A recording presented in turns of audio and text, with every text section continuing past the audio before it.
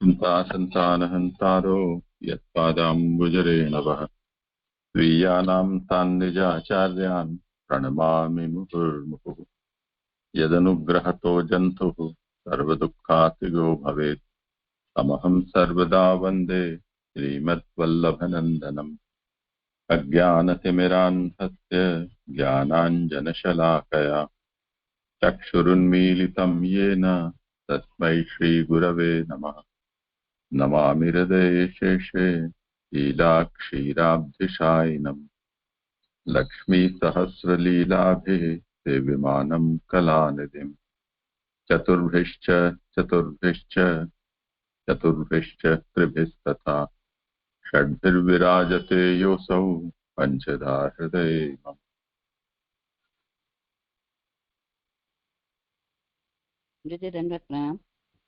करो। આનંદરૂપ પ્રભુની આનંદમય લીલા સ્કંધાર્થ ત્રીજો સ્કંદ સર્ગ લીલા એમાં 33 બંધ સૃષ્ટિ અને મુક્ત સૃષ્ટિ. એમાં મુક્ત સૃષ્ટિના જે 5 પ્રકરણ, બંધ સૃષ્ટિના જે 5 પ્રકરણ આપ્યા છે 1 થી 9 અધ્યાયમાં ગુણાતી, સગુણ સૃષ્ટિ, કાલ સૃષ્ટિ, મુક્ત જીવ સૃષ્ટિ અને મુક્ત જીવ સૃષ્ટિ. મુક્ત જીવ સૃષ્ટિ જે અધ્યાય 12 આપ્યો છે ઉપદઘાત છે, અને મુક્ત જીવ સૃષ્ટિ 13 થી 19 છે પ્રકરણ 5 માં આવેલું છે. હવે મુક્ત જીવ સૃષ્ટિમાં હવે આપણો ચાલી રહ્યો છે 16મો અધ્યાય. તો આ 16મા અધ્યાયમાં શું છે, કોપ પામેલા કુમારોનું અત્યંત સાંત્વન કરી અને તેના પર પ્રભુએ કરેલી કૃપા. આ અધ્યાયમાં ભક્તોની કૃતિ સત્ય છે, બ્રહ્મવાદીઓની વાણી સત્ય છે, ભગવાનનું મન સત્ય છે, અને એનો નિર્ણય કરવામાં આવ્યો છે તે જય વિજય ભક્ત છે. અને એમના મુનિઓ વૈકુંઠમાં જતા રોક્યા તો ભગવાને દરવાજા ઉપર પધારી અને એમને દર્શન આપ્યા અને એ અંદર જવા ના પામ્યા. એટલે બ્રહ્મવાદીઓ મુનિઓનો સાપ સત્ય થયો અને ભગવાનની પણ ઈચ્છા સત્ય થઈ. હવે એમાં જે શ્લોકો આપ્યા છે તે આપણે પહેલા શ્લોકમાં તે લૌકિક તો ભક્તિનું નામ તરીકે ભગવાનના અવતાર અને ઉત્પત્તિ કરનાર તરીકે આ બધા સમૂહ 16મા અધ્યાયમાં કયો છે. તો શ્લોક જોઈએ તો શ્લોકમાં મૂલ્ય માટે બ્રાહ્મણોની સ્તુતિ કરી, બીજામાં આરંભમાં સેવકોનો અપરાધ હોવાનું દ્રઢ કરે છે, જય વિજયને શિક્ષા કરવા યોગ્ય છે. પછી 4 થી 11માં ભગવાન મોહ કરે છે અને તેવા વચનોથી સનક વગેરેને મોહ ઉત્પન્ન કરે છે. પછી તમારા અત્યાચારનું ફળ પ્રાપ્ત કરીને તરત જ ફરી મારી પાસે આવજો અને પ્રભુનો અનુગ્રહ કરે છે એમ બતાવ્યું. ભગવાન પ્રસન્ન થાય છે અને એ વચનથી તે પોતાના દુઃખથી મુક્ત થયેલા મુનિઓની સ્તુતિ કરી અને તેમના વચનથી તેઓનું દુઃખ દૂર થયું. અને આમાં 16 અને 17માં વિરોધ બતાવ્યો છે. અને આ ધર્મ ઉત્તમ છે એવું જ્ઞાન પણ એમને રાખવા યોગ્ય છે. અને આ આગલા શ્લોકોની અંદર લક્ષ્મી પણ સ્થિર છે એ વચન સર્વ પ્રકાર ત્યાં એમને સિદ્ધ કર્યું. હવે આવ્યો મારો શ્લોક આવ્યો છે 22મો. તો 22મા શ્લોકમાં ઉત્થાનિકા એ પ્રમાણે વિરોધ કહીને તેનું તાત્પર્ય કહેતા ધર્મનું રક્ષણ કરવા તે વચન કહેલું છે. આવી કલ્પના કરી ધર્મનું ભગવાને સદા રક્ષણ કરેલું હોવાથી તેનું કારણ જણાવવા ભગવાન સદા ધર્મનું રક્ષણ કરે છે એમ નીચેના શ્લોકમાં કહે છે. હવે અહીંયા ગાડી 3 થી 16 સુધીમાં જે બ્રાહ્મણોની પ્રશંસા કરી છે, અને હવે પછી 17 અને 18મા શ્લોકની અંદર એમને વિરોધ પણ કહ્યો છે. તો હવે તેનું તાત્પર્યમાં એની ફૂટનોટ છે કે એટલે શ્લોક 7 અને 9માં કહેલ ભગવાનના વચનનું. હવે એ 7મા અને 9મા શ્લોકમાં ભગવાનનું વચન એ આવ્યું કે બ્રાહ્મણોની સેવા કરવાથી મારા ચરણની રજ પવિત્ર થઈ અને તેથી તે તત્કાળ બધા પાપને નિવૃત્ત કરનારો હું થયો છું. એટલે પ્રભુ પોતે થયા છે. તો કેવી રીતે થયા? તો કે બ્રાહ્મણની રજ પવિત્ર હતી અને તેને પવિત્ર થઈ છે અને તેનાથી હું નિવૃત્ત કરનાર થયો છું, પાપને નિવૃત્ત કરનાર થયો છું. ગુણ એનાથી જ પ્રાપ્ત થાય છે. લક્ષ્મીના કટાક્ષના લેશની કામનાથી બ્રહ્મા વગેરે અનેક નિયમો પાળી તેની આરાધના કરે છે. તે લક્ષ્મી પ્રત્યે હું ઉદાસીન છું, છતાં તે મને ક્ષણ પણ છોડતી નથી. અને યોગ માયા મારી વિભૂતિ છે. મારા ચરણક્ષલનું જળ શિવજીને સાથે 3 લોકને પવિત્ર કરે છે. અને હું વિપ્રોની ચરણોની પવિત્ર રજ માટે મુકટ ઉપર ધારણ કરું છું. એમની આજ્ઞા કોણ ઉઠાવે? એ રીતે એમણે તાત્પર્ય કીધું. તાત્પર્ય કહી અને ધર્મનું રક્ષણ કરવું એ 2 શ્લોકમાં આપણને સમજાયું. એવી કલ્પના કરી ધર્મનું ભગવાને સદા રક્ષણ કરેલું હોવાથી તેનું કારણ જણાવવા ભગવાન સદા ધર્મનું રક્ષણ કરે છે. એ આ 22મા શ્લોકમાં સમજાવી રહ્યા છે કે 22મા શ્લોકમાં પ્રભુ ધર્મનું રક્ષણ કેવી રીતે કરે છે તે સમજાવે છે. શ્લોક ધર્મસ્ય તે ભગવતઃ ત્રિભિઃ સ્વે પદીભઃ ચરાચરમ ઇદમ દ્વિજ દેવતાર્થમ નૂનમ ભૃતમ તદ્વિધાતિ રજસ્તમશ્ચ સત્વેન નો વર્દયાનુવા નિરસ્ય. હે ત્રિયુગ, અમારું કલ્યાણ કરનારા સત્વ ગુણવાળા દેવથી તેનો નાશ કરનાર રજોગુણ અને તમોગુણ દબાવી દઈ ધર્મરૂપ આ ભગવાન પોતાના 3 ચરણોથી આ સ્થાવર જંગમ અને જગતનું દ્વિજો અને એમાં જે 2 વાર આપ્યું અને દેવોને માટે ખરેખર રક્ષણ કરું છું. તો અને નું છે કઈ મિનિંગ છે જે 2 વાર ખબર નથી. હવે સુબોધિનીજી, હે ત્રિયુગ, 3 યુગોમાં પ્રગટ કરનાર, 3 યુગોમાં જ ભગવાનનો આવિર્ભાવ થાય છે, કલયુગમાં થતો નથી. હે ત્રિયુગ એમને કીધું એટલે સત્યયુગ, ત્રેતાયુગ અને દ્વાપર યુગ, એ 3 યુગમાં પ્રગટ છો. પણ ભગવાનનો એ 3 યુગોમાં આવિર્ભાવ થાય છે પણ કલયુગમાં થતો નથી. કેમ? તો એ સમજાવતા કહે છે તેથી જ રક્ષણ કરનાર કોઈ ન હોવાથી કલી ધર્મ પણ નથી, કલીમાં ધર્મ પણ નથી. એટલે આમાં સતયુગમાં કલિયુગમાં કોઈ રક્ષણ કરવા વાળું નથી. એ કેવી રીતે છે એ પાછળ સમજાવી રહ્યા છે. એટલે કલીમાં પણ ધર્મ નથી, એમાં કોઈ રક્ષણ કરવા વાળું નથી, એટલે કલિયુગમાં પણ કોઈ ધર્મ નથી. 3 યુગોમાં જ ભગવાનનો આવિર્ભાવ થવાનું અને તે 3 યુગમાં જ રક્ષણ કરવાનું કારણ પોતાના 3 ચરણોથી શબ્દોથી કહેલું છે. એટલે આ જે દ્વાપર, ત્રેતા અને સતયુગ છે એ 3 યુગમાં જ રક્ષણ કરવાનું કારણ છે. તો કેમ? ત્યારે પ્રભુ પોતે અવતાર કાલ હોય છે અને એ રક્ષણ કરવાનું કારણ પોતાના 3 ચરણોથી. 3 ચરણો કયા છે? તો કે તપ, શૌચ અને દયા શબ્દોથી કહેલું છે. યજ્ઞ પણ સવનરૂપ હોવાથી ભગવાન 3 ચરણ વાળા છે. હવે યજ્ઞ પણ સવનરૂપની નીચે આપી છે. સવન એટલે સોમરસ કાઢવાનો સમય. એટલે અહીંયા 3 જે કેવી રીતે કીધું? કારણ કે એ સોમરસ 3 વાર કઢાય છે, એ હિસાબે 3 યજ્ઞ 3 સવનરૂપ હોવાથી. હા, સવાર, બપોર અને સાંજ 3 સમય કઢાય છે. એટલા માટે 3 શબ્દ આપ્યો. ભગવાન 3 ચરણ વાળા છે. પોતાના એટલે અસાધારણ. અસાધારણ એટલે અસાધારણની આપી છે એટલે બીજા કોઈમાં ન હોય. તો અસાધારણ એટલે કોઈમાં ન હોય તેવા. તેથી યજ્ઞરૂપ ભગવાન 2 ચરણ વાળા અને 4 ચરણ વાળા લોકમાં પ્રસિદ્ધ હોવાથી તે ભેદથી દોષ થતો નથી. હવે આ 2 યજ્ઞરૂપ ભગવાન કીધું એટલે એમાં જ્ઞાન અને ક્રિયા 2 આવી છે. એ રીતે જે આવે છે મને એવું સમજાવ્યું છે.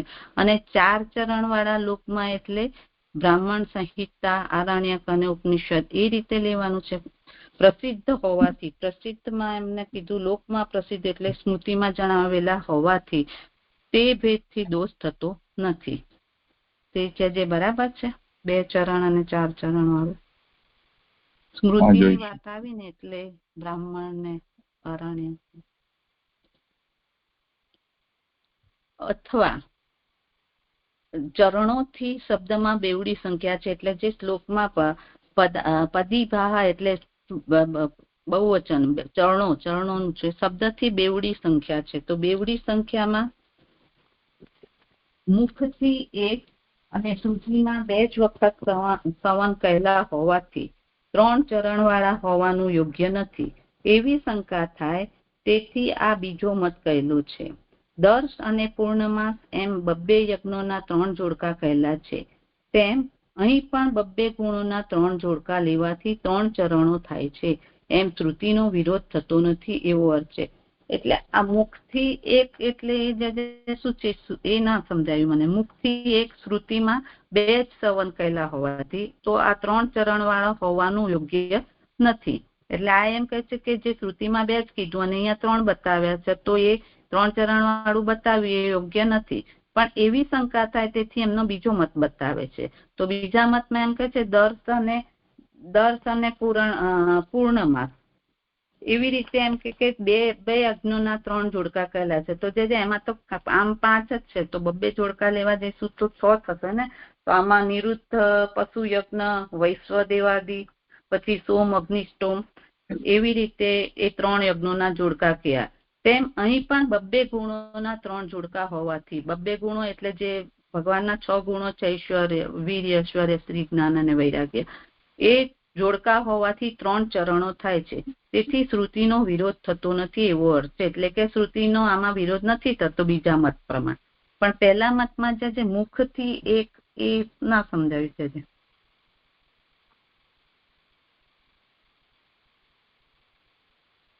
એટલું બધું ભેગું એ કરશો તો નહીં થઈ શકે. પહેલા કરી લો પછી એક એક વિષય લઈ. પાછો મારો ક્વેશ્ચન ભૂલી જઈશ. ભલે છે. એટલે અહીંયા યજ્ઞરૂપ 2 ચરણવાળા 4 ચરણવાળા લોકમાં પ્રસિદ્ધ હોવાથી તે ભેદથી દોષ થતો નથી.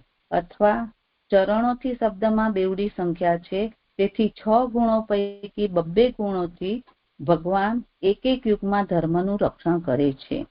એટલે આ 2 ગુણો આ બતાવે ઐશ્વર્ય એની વાતો ચાલે છે કે એક યુગમાં ધર્મનું રક્ષણ કરે છે. જ્ઞાન અને વૈરાગ્યથી સતયુગમાં, યશ અને શ્રીથી ત્રેતાયુગમાં અને ઐશ્વર્ય અને વીરથી દ્વાપર યુગમાં રક્ષણ કરે છે. એ સમજાયું. એટલે ધર્મનું રક્ષણ કરનાર કોઈ પણ ગુણ કલિયુગમાં બાકી રહેતો નથી. તો આ જે 6 પ્રભુના 6 ગુણ છે તો એ 3 યુગમાં ખતમ થઈ જાય છે. એટલે હવે કલયુગમાં તો એમાંનો કોઈ પણ ગુણ બાકી નતો. ઐશ્વર્ય, વીર્ય, શ્રી, જ્ઞાન અને વૈરાગ્યમાંથી કોઈ ગુણ બાકી રહ્યો નથી.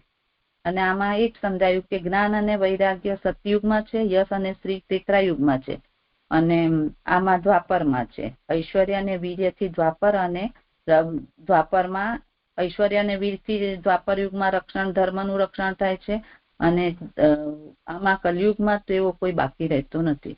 વળી સત્વથી ધર્મનું રક્ષણ થાય છે. સત્યમાં માત્ર સત્વની જ પ્રવૃત્તિ હોય છે. એટલે આ સત્વથી ધર્મનું રક્ષણ થાય છે.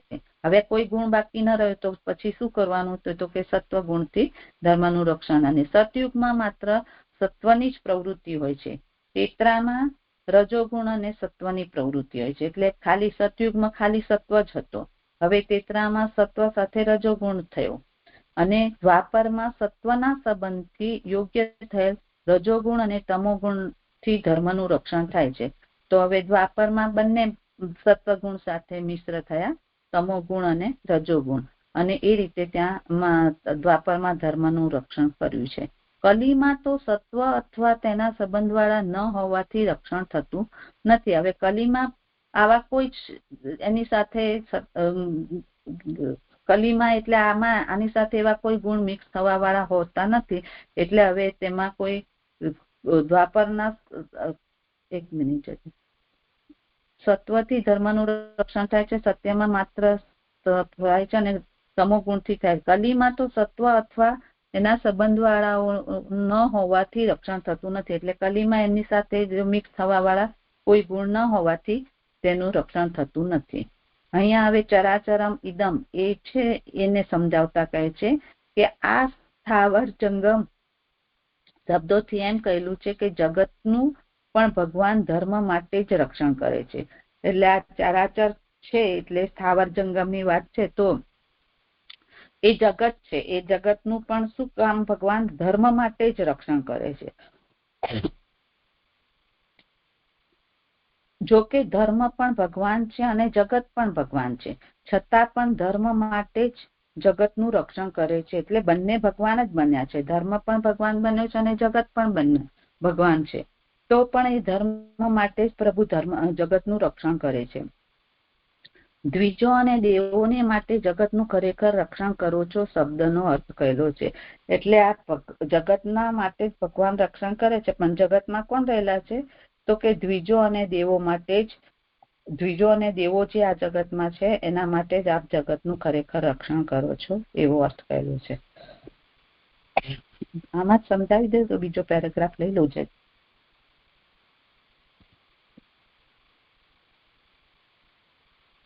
કઈ હોય વિચારણી કોઈ આવ્યું ને જેથી મુખથી એક જે શોર્ટ ફૂટનોટ આપીને એમાં જરા જોરથી બોલો, તમારો અવાજ નથી આવતો. મુખથી એક એવી ફૂટનોટ આપીને જજે. તે શું પણ? હા, એમાં લખ્યું છે ને મુખથી એક એ શ્રુતિમાં 2 સવન કહેલા હોવાથી 3 ચરણ વાળું હોવાનું યોગ્ય નથી. તો મુખથી એકનો મતલબ શું થયો? આમાં તો શ્રુતિમાં 2 સવન છે તો બરાબર છે, એટલે 3 ચરણ વાળું હોવાનું નથી એમ. પણ આ મુખથી એકનો મિનિંગ શું થયો છે? એ શ્રુતિ છે એનો એમણે ખાલી 2 શબ્દ આપ્યા છે, મુખે ને એકમ. જૈમિની બ્રાહ્મણ શ્રુતિ છે એમાં 2 સ્તવન હોય છે એમ કહે. અને આમાં જે કીધું ને દર્શ અને પૂર્ણમાસ એમ 2, તો આમાં કેવી રીતે? આ નિરુદ્ધ પશુ યજ્ઞ અને વૈશ્વદેવાદી ને સોમયજ્ઞિષ્ટમ, એટલે એ 2 જુદા જુદા લેવાના. અહીંયા ખાલી એમને 2 યજ્ઞોના 3 જોડકા કીધા એટલે 6 થાય ને. જ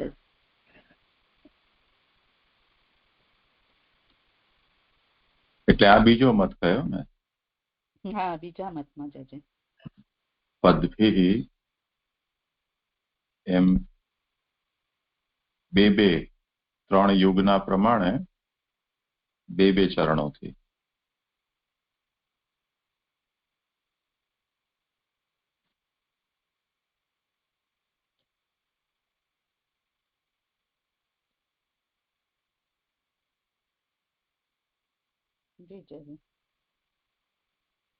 હવે લઉં છું આગળ. અવાજ થોડો ધીમો આવે છે.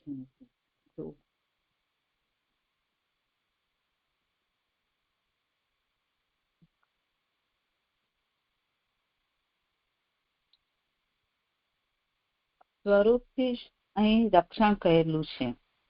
સત્વનું અથવા ગુણોનું શું પ્રયોજન?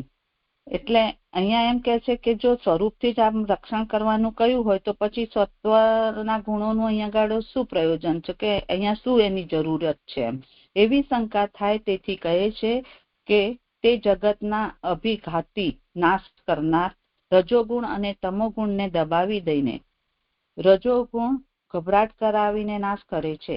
એટલે એમ કે છે કે આ શું છે? તો કે એની શંકા કરી કે જે સ્વરૂપથી જો રક્ષણ થતું હોય તો પછી અહીંયા ગુણોનું શું પ્રયોજન છે, એમ કે ગુણોનું શું અહીંયા ગાડી ઇમ્પોર્ટન્સ છે એવું કે. તો એ કહે છે કે આ જગતના અભિઘાતી નાશ કરનાર છે. કોણ? તો કે રજોગુણ અને તમોગુણ દબાવીને. રજોગુણને કેમ દબાવ્યા છે? તો રજોગુણ ગભરાટ કરાવીને નાશ કરે છે અને તમોગુણ તો તેજની હાનિ કરાવીને નાશ કરે છે. એટલે એમ કે એને દબાવી દો. આજના યુગમાં હવે રાજસ, તમસ અને સત એ સત્વ છે તો નથી, પણ જો આ રાજ્ય અત્યારે રજોગુણનો વધારે છે તો એનાથી શું થાય છે કે એ ગભરાટ વાળો છે એટલે નાશ કરે છે, એટલે શાંતિ આપતો નથી. અને તમોગુણ પણ એવો જ છે કે જે તેજની હાનિ કરાવીને બધું નાશ કરે છે. બંને પ્રકારે જગત ધર્મ માટે ઉપયોગી રહેતું નથી. તેથી રજોગુણ અને તમોગુણને સત્વથી દબાવી દઈને ખરેખર રક્ષણ કરો છો એવો વાક્યનો સંબંધ છે.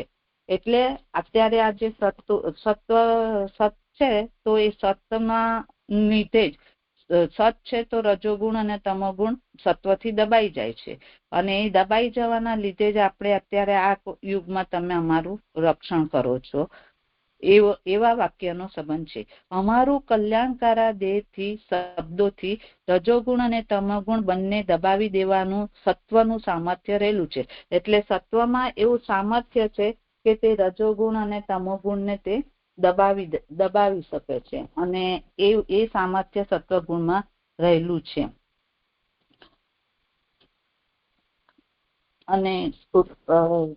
અને તમોગુણ તેજ પછી સામર્થ્ય રહેલું છે. બ્રહ્મા વગેરે અમારું કલ્યાણ સત્વથી દબાઈ દઈને ખરેખર રક્ષણ કરો છે. વાક્યનું અમારું કલ્યાણ કરનારા દેહથી શબ્દોથી રજોગુણ અને તમોગુણ બંને દબાવી દેવાનું સત્વગુણનું સામર્થ્ય કહેલું છે. બ્રહ્મા વગેરે દેવો ઊંચી ગતિ કરાવનારા હોવાથી અને બીજું પણ ઈચ્છેલું આપતા હોવાથી કલ્યાણ કરનારા છે. એટલે આ બ્રહ્મા વગેરે દેવો ઊંચી ગતિ કરાવનારા એટલે મોક્ષ દેવા વાળા હોવાથી, અને બીજું પણ ઈચ્છેલું એટલે ધર્મ અર્થ અને કામ એ ઈચ્છેલું આપતા હોવાથી કલ્યાણ કરનારા છે. તે જ દેહરૂપ થયેલું સત્વ છે. એટલે આ જ સત્વરૂપ છે. આપ જ છો એમ કે તનોથી વિસ્તાર વાળું થાય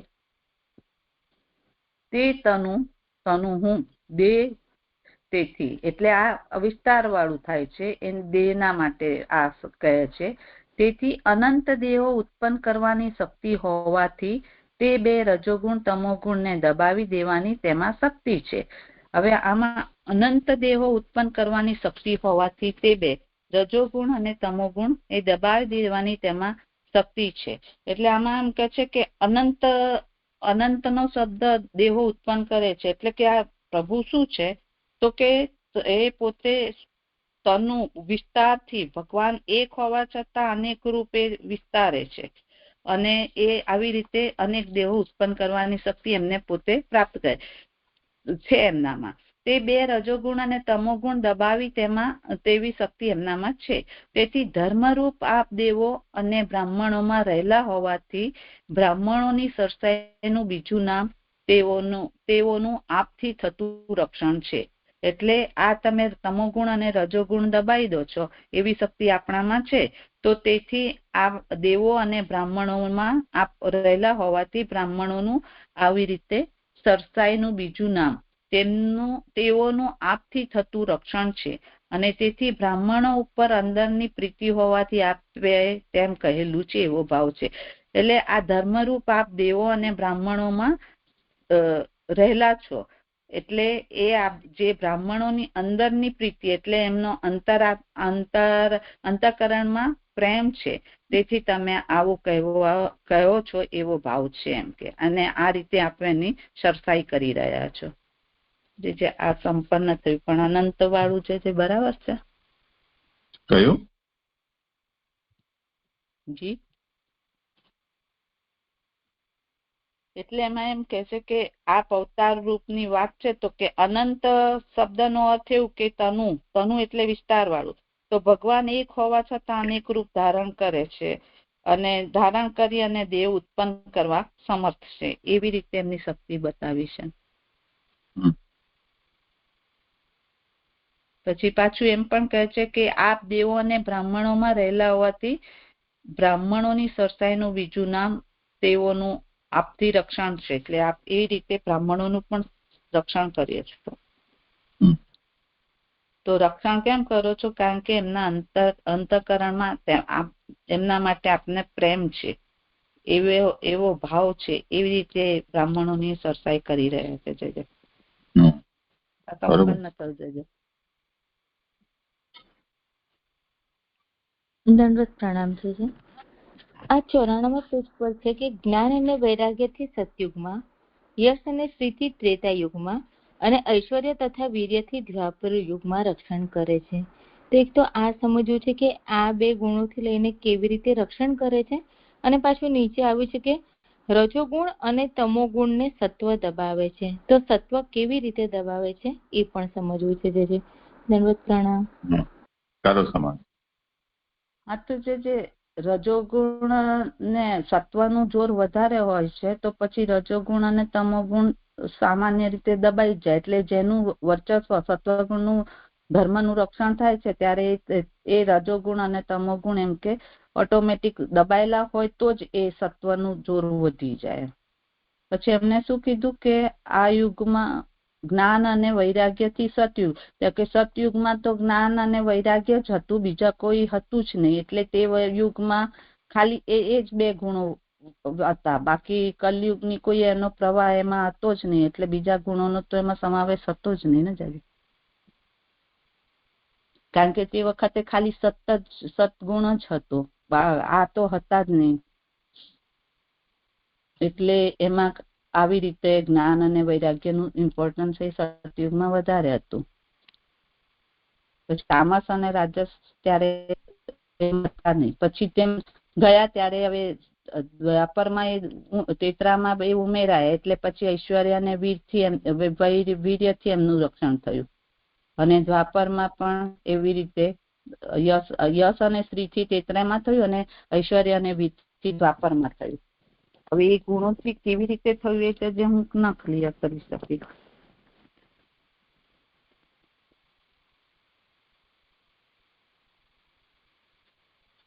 કયું સમાધાન? ના છે જે એ જ સમજવું છે કે કેવી રીતે થાય છે. એ તો અહીંયા વાક્ય રચનાથી તો સમજાય છે જે છે,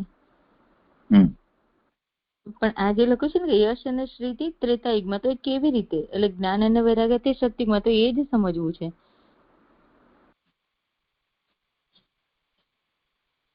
નીલમબેન કઈ કહે છે? મને ક્ષમા, પ્રશ્ન છે. મારો અવાજ સંભળાય ખરો છે? અવાજ સંભળાય છે? હા હા, આટલું બોલ્યા સંભળાય. બસ પ્રશ્ન પૂછું પછી. એટલે અહીંયા જે યુગમાં ભગવાનના જે અવતારો થયા છે એમાં ભગવાને પોતાના એ ગુણો દ્વારા આ કાર્ય કર્યું છે. એના માટે આ કહેલું છે. તો સતયુગમાં જ્ઞાન અને વૈરાગ્યથી, યશશ્રીથી ત્રેતામાં અને ઐશ્વર્ય વીરથી દ્વાપરમાં ધર્મરક્ષા ભગવાન જે કરે છે જે તે યુગમાં, એમાં જે તે ગુણોનું પ્રાધાન્ય, એટલે ભગવાનના જે અવતાર થાય છે એમાં ભગવાનના તે ગુણોનું પ્રાધાન્ય હોય છે.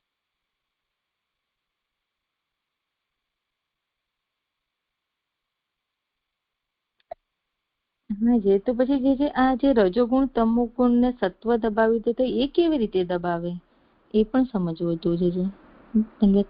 એટલે દબાવવાની પ્રક્રિયામાં તો એ વસ્તુ છે કે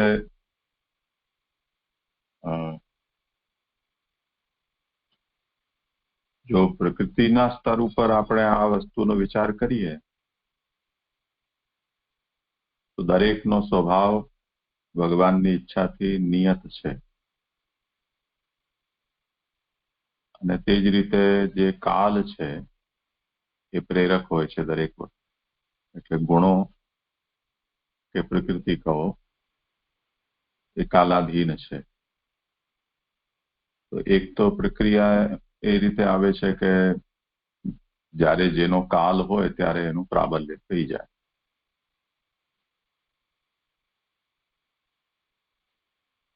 જો આપણે દિવસ રાત્રિ એનો આપણે વિચાર કરીએ તો માનો કે પ્રાતઃકાલ સાત્વિક હોય તો મધ્યાહનથી સંધ્યા સુધીનો કાલ છે રાજસ છે, અને સંધ્યાથી પુનઃ બીજા દિવસની પ્રાતઃકાલ સુધીની જે રાત્રિ કાલ છે તામસ છે. તો હવે એ કાલચક્ર ચાલી જ રહ્યું છે, તો તે અનુસાર તે કાલમાં જે પણ છે એની અંદર સાત્વિક, રાજસ અને તામસ તે પ્રકારની અવસ્થાના ઉતાર ચઢાવ છે ચાલ્યા કરે છે. એવી રીતે ઉત્પત્તિ સ્થિતિ લઈને આપણે ગણીએ તો ઉત્પત્તિ યદિ સાત્વિક છે તો રાજસ સ્થિતિ છે અને લય છે તામસ છે. એ પણ ફરીથી કાલાધીન છે.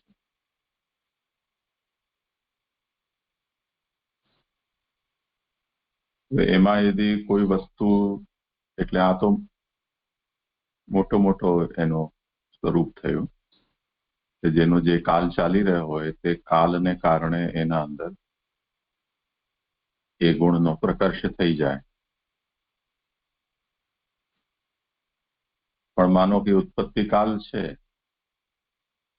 ઉત્પત્તિ કાલમાં ફરી પાછું જો આપણે એને સાત્વિક નામ આપો અને એના અંદર પુનઃ સાત્વિક સાત્વિક સાત્વિક રાજસ અને સાત્વિક તામસ એ રીતે આપણને વિચાર કરવો હોય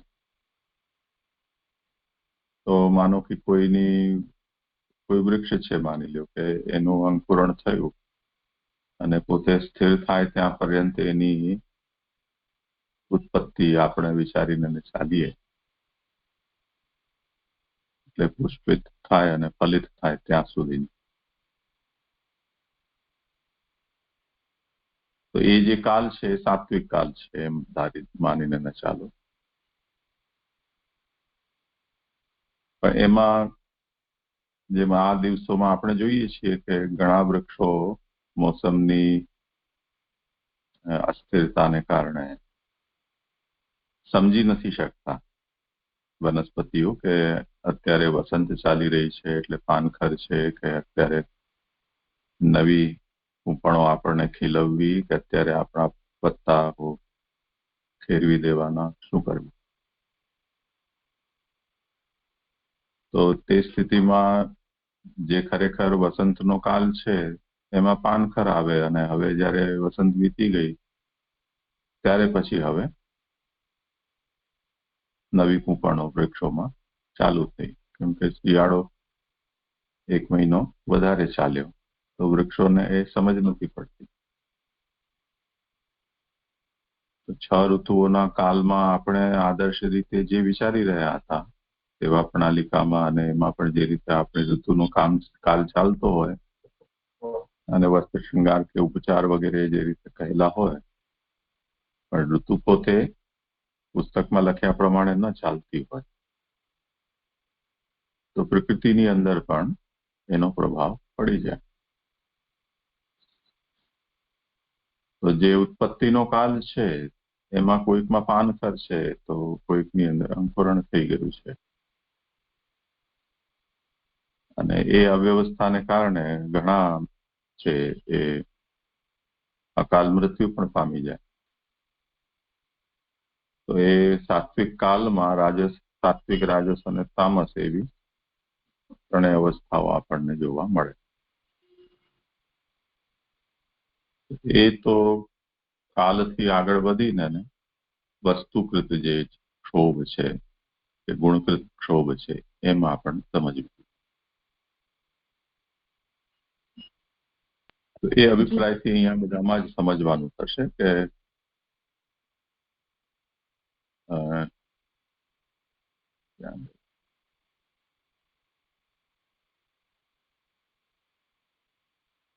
સત્વથી ધર્મનું રક્ષણ થાય છે અને સતયુગમાં માત્ર સત્વની જ પ્રવૃત્તિ હોય છે. ત્રેતામાં રજોગુણ સાથે સત્વની પ્રવૃત્તિ હોય છે અને દ્વાપરમાં સત્વના સંબંધથી રજોગુણ અને તમોગુણથી ધર્મનું રક્ષણ થાય છે. તો આ જાતનો જે ઉતાર ચઢાવ છે તે રીતે સમજી લેવું. જી જશે દંડવત પ્રણામ. જે પ્રણામ આ પેલી શંકા બીજા નીચેના પેરેગ્રાફમાં કે સ્વરૂપી રક્ષણ કહેલું છે તો સત્વનું અને ગુણોનું શું પ્રયોજન? એટલે જે શંકા કરી તેનો જે જવાબ આપ્યો ને તે નથી સમજાતો. જે તે જગતનો એનો પછી જે જવાબ આવ્યો ને જે કે જગતનો અભિઘાતી એટલે નાશ કરનાર રજોગુણ ને તમોગુણને દબાવી દઈને, જે અવાજ સંભળાય જ ખરો મારો? એટલે એને દબાવી દઈને રજોગુણ ગભરાટ કરાવીને નાશ કરે છે અને તમોગુણ તેજની હાનિ કરાવીને નાશ કરે છે. તે બંને પ્રકાર જગત ધર્મ કરવા માટે ઉપયોગી રહેતું નથી. જે આ નથી સમજાતું. જે મારો પણ દંડવત પ્રણામ છે. મારો પણ આ જ પ્રશ્ન હતો કે સ્વરૂપના રક્ષણની વાત કરીને પછી અહીંયા જગત એટલે કનેક્શન નથી સમજાઈ રહ્યું. કરો સમાધાન.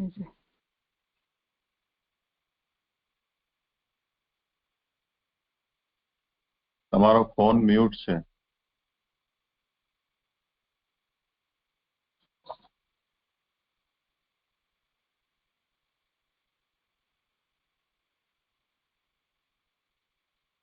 પ્રીતિબેન તમને પૂછી રહ્યા છે.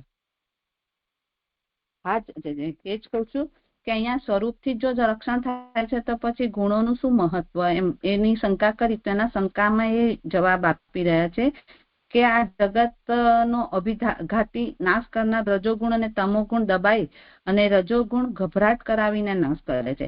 એટલે આ જે બે ગુણો છે રજોગુણ અને તમોગુણ એ સત્વગુણના વિરોધી તો ના કહેવાય પણ એને દબાવી દે છે. એટલે સત્વગુણની જે ક્રિયાઓ છે તે આનાથી કઈ થતી નથી. તો રજોગુણથી શું છે કે રજોગુણ જે ધારણ કરેલો હોય છે તો એમાં આપણને ગભરાટ આવે છે. એટલે એમ મતલબ સત્વગુણ જેવી આમ શાંતિ નથી લાગતી.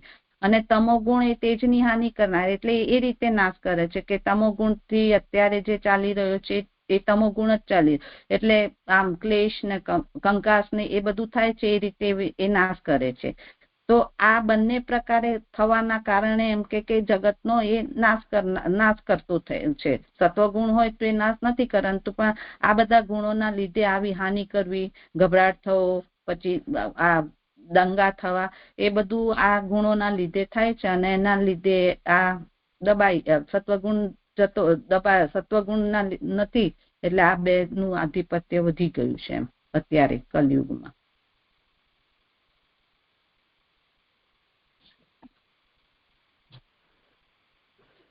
એ વધી ગયું છે નહીં છે, જે વધી ગયું છે બરાબર છે, પણ સ્વરૂપથી જ અહીં રક્ષણ કહેલું છે. એટલે અહીંયા કોના પ્રભુના સ્વરૂપથી જ રક્ષણ થયેલું છે ને. હા તો પછી તો પ્રભુના સ્વરૂપથી જ રક્ષણ થયેલું છે. તો આગળ બધા યુગમાં પ્રભુ આનું એક બે ગુણનું પ્રાધાન્ય કરીને કરે છે. તો અહીંયા સ્વરૂપથી જ રક્ષણ કહેલું છે એટલે કે ટોટાલિટીનું ધર્મી સ્વરૂપથી રક્ષણ કહેલું છે એવું આવશે કે શું આવશે? એટલે આ કહેવાનું તાત્પર્ય શું છે એ નથી સમજાઈ રહ્યું. દંડવત પ્રણામ જે બધા યુગોમાં તો કેવું કે પ્રભુ પોતે હતા જ, પરંતુ આ કલયુગમાં એવું છે કે પ્રભુનો પોતાનો અવતારકાળ નથી, અનવતારકાળ છે. એટલે અહીંયા ગાડી એમના સ્વરૂપથી જ અહીં રક્ષણ કરેલું છે એમ કે. અને એ સ્વરૂપથી પોતે હતા ત્યારે તો એમાં આ ગુણોનું એટલું આધિપત્ય બધું નહોતું જેમ સતયુગમાં ને દ્વાપર ને ત્રેતામાં, પરંતુ કલયુગમાં એ બધા જે તમોગુણ અને રજોગુણનું આધિપત્ય વધી ગયું છે અને સત ગુણનું જે છે તે દબાઈ ગયું છે એમ. એટલે જ આમાં પ્રયોજન કીધું એમને. સ્વરૂપથી નથી, પોતે અત્યારે અવતારકાળમાં નહીં હોવાથી જ એ ગુણોનું પ્રયોજન. આવી રીતે મને જે સમજાયું, હવે આપ ક્લિયર કરજો જે એ લોકોને સમજાયું. સ્વરૂપથી અહીં પ્રશ્ન જે છે એમાં એમ કહ્યું છે કે સ્વરૂપથી રક્ષણ કહેલું છે, તત્વનું અથવા ગુણોનું શું પ્રયોજન? એટલે ભગવાન રક્ષા કરે છે, હવે એમાં તમે આ ગુણોને વચ્ચે કેમ લાવી રહ્યા છો? આ મૂળ મુદ્દો છે. તો મૂળ શ્લોકમાં જે કહેલું છે તે એ વાત છે કે અમારું કલ્યાણ કરનારા દેહથી તેનો નાશ કરનાર રજોગુણ અને તમોગુણને દબાવી દો છો આપ. એટલે આપ ધર્મરૂપ ભગવાન છો અને અમારું રક્ષણ કરો છો. તો કલ્યાણ કરનારા દેહથી, દેહ અથવા સ્વરૂપ બંને એક જ વાત છે.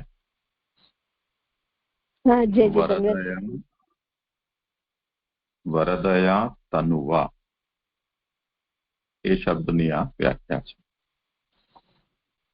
તો પ્રશ્ન જે એ કર્યો કે સ્વરૂપથી જો રક્ષણ કરવાનું કહેલું છે તો આ બધું ગુણોની ઉપર વ્યાખ્યા કરીને 3 યુગમાં ભગવાનનો આવિર્ભાવ થાય છે ને એમાં બે ભગવાન છે તે ગુણોને આ રીતે દબાવે છે, એવું એ બધી વિવેચના કરવા કરતા જેમ સંભવામી યુગે યુગે તેમ ભગવાન પ્રકટ થાય છે ને ધર્મ રક્ષા કરી દે છે, એમ જ કહી દેવું જોઈએ. તો કેમ કે આખી સૃષ્ટિની રચના જ એ પ્રકારે ચાલેલી છે તો ભગવાનને તે કાર્ય કરવા માટે તેના અનુરૂપ સ્વરૂપ ધારણ કરવા પડે અથવા તે પ્રકારનો પ્રભાવ પ્રકટ કરવો પડે. એટલે આગ લાગે તો આપણે પાણી છાંટીએ, તો પાણી જ કામ લાગે, એમાં પછી પેટ્રોલ કામ ના લાગે.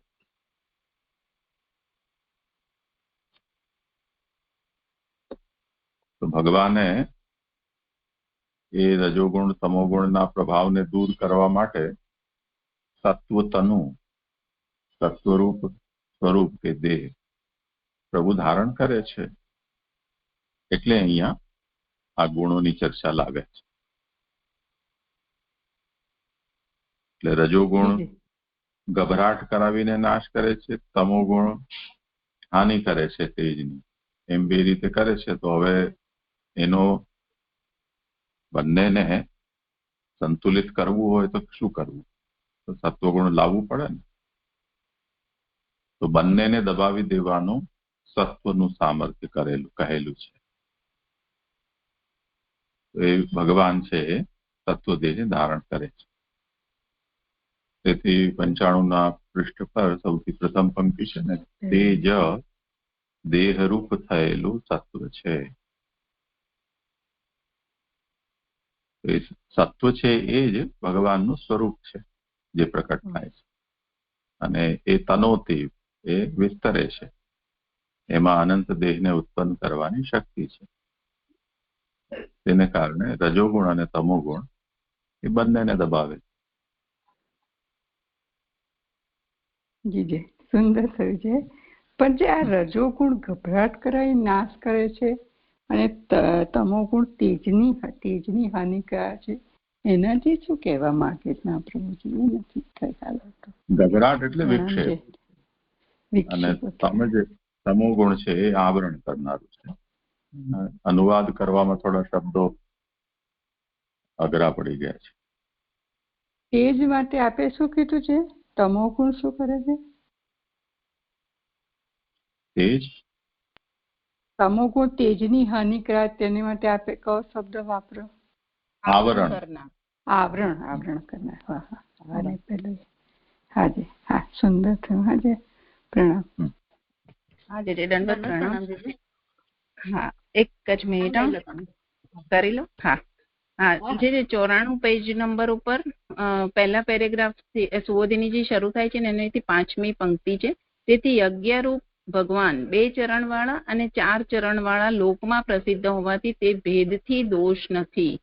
તો અહીંયા 2 ચરણવાળા એટલે જ્ઞાન ક્રિયા વાળી શક્તિવાળા એમ સમજવાનું છે, અને 4 ચરણવાળાથી બ્રાહ્મણ સંહિતા, આરણ્ય અને ઉપનિષદ એ બરાબર છે જે છે કે આ કઈ સમજવા જેવું હોય તો પ્રણામ જે છે. હા, કરો સમાજ. હા, જે મેં એ જ કીધું હતું કે એ રીતે જ મેં સમજી હતી. મેં 3 મેં ત્યારે એ જ સમજાયું હતું જે એટલે મને એવી જ રીતે સમજાયું હતું. હવે આમાં કઈક છે ફેરફાર તો આપ સમજાવો. બાકી મને આમાં જ સમજાયું હતું, જ્ઞાન અને ક્રિયા અને બ્રાહ્મણ સંહિતા આરણ્ય.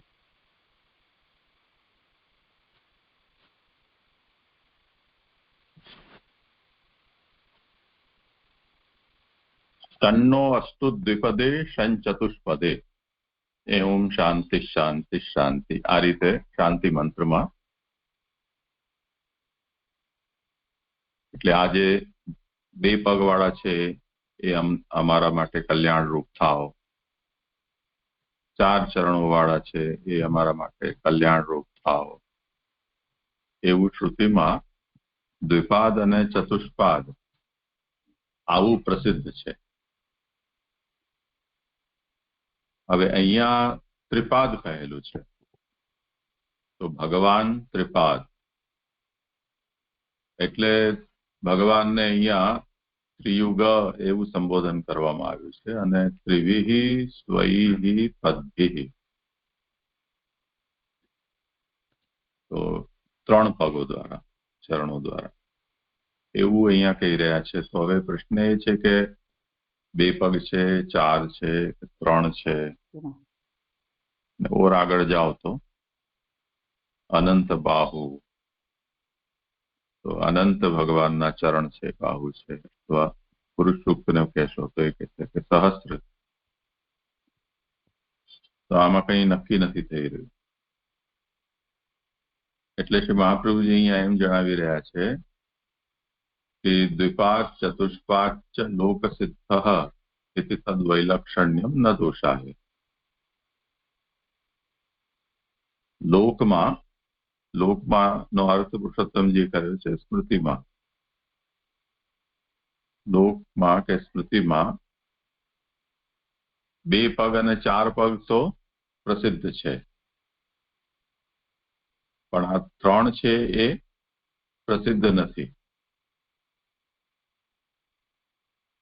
તો એની સંગતિ કઈ રીતે લેવી, તો એ સંગતિ અહીંયા આચાર્ય શરણ બતાવી રહ્યા છે કે યુગત્રયના ભેદથી 2 પદ અહીંયા આવી જશે. એને કારણે આ ત્રિયુગ અને ત્રિભિઃ સ્વૈ પદ્ભિઃ એની સંગતિ બેસી જશે. તો એ અભિપ્રાય અહીંયા સમજવો જોઈએ કે ઐશ્વર્ય, વીર્ય, શક્તિ, જ્ઞાન, વૈરાગ્ય આ 6 જે ધર્મો છે એને 2 ભાગમાં 3 યુગના હિસાબે વેચી દો તો દરેક યુગમાં 2 પદનો ગુણોનો સમાવેશ થઈ જશે. એ રીતે ત્રિયુગમાં ત્રિભિઃ સ્વૈ પદ્ભિઃ એ સંગત થઈ જશે. અને કલિયુગ છે એમાં તો કંઈ બચતું નથી, એટલે તે વખતે કોઈ આવશ્યકતા નથી.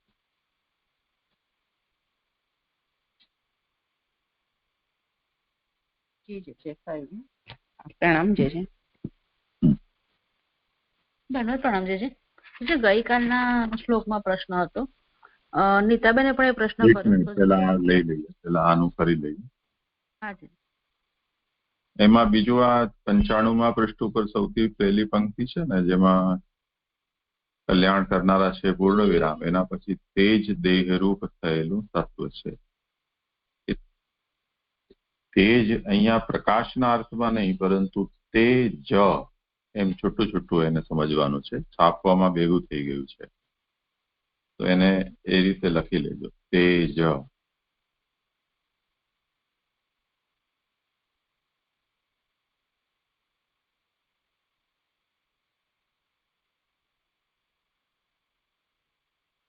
બીજું કંઈ હોય આ શ્લોકમાં તો પછી નહીં તો બીજો વિચાર કરજો. હા બોલો.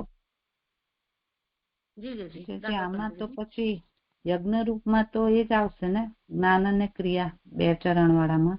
પેલું નહીં આવે એટલે એમ કેવું છે ને જે બ્રાહ્મણ સંહિતા ને બધું.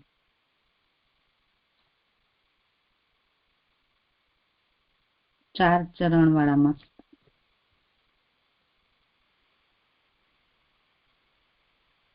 હા, એટલે યજ્ઞરૂપ ભગવાન 2 ચરણ વાળા છે અને 4 ચરણ વાળા લોકમાં પ્રસિદ્ધ હોવાથી તો યજ્ઞરૂપ હોય તો આ યજ્ઞરૂપના 4 ચરણ વેદના 4 ભેદ તો ન કહેવાય ને.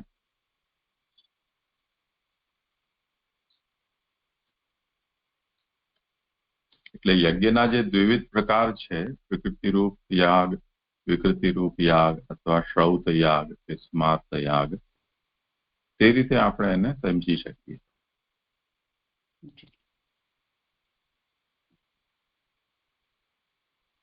હા ભલે બોલો, બીજું શું છે? હા જી દંડ પ્રણામ. ગઈકાલના શ્લોકમાં જે 17મી ફૂટનોટ હતી ને, જે એ નીતાબેને પણ પ્રશ્ન પૂછ્યો હતો કે વ્રતમ એટલે મુકરર કરેલો આહાર, કારણ કે પય બ્રાહ્મણનું વ્રત છે ને યવાગુ ક્ષત્રિયોનું વ્રત છે. એ વાક્યમાં તેવો અર્થ જોવામાં આવે છે. તો જે યવાગુ નથી સમજાયું છે. એ એમણે કર્યો હતો ને અર્થ, રાબ ને એવું બધું, કે જવનું પાણી ને, એ યવાગુ કહેવાય છે.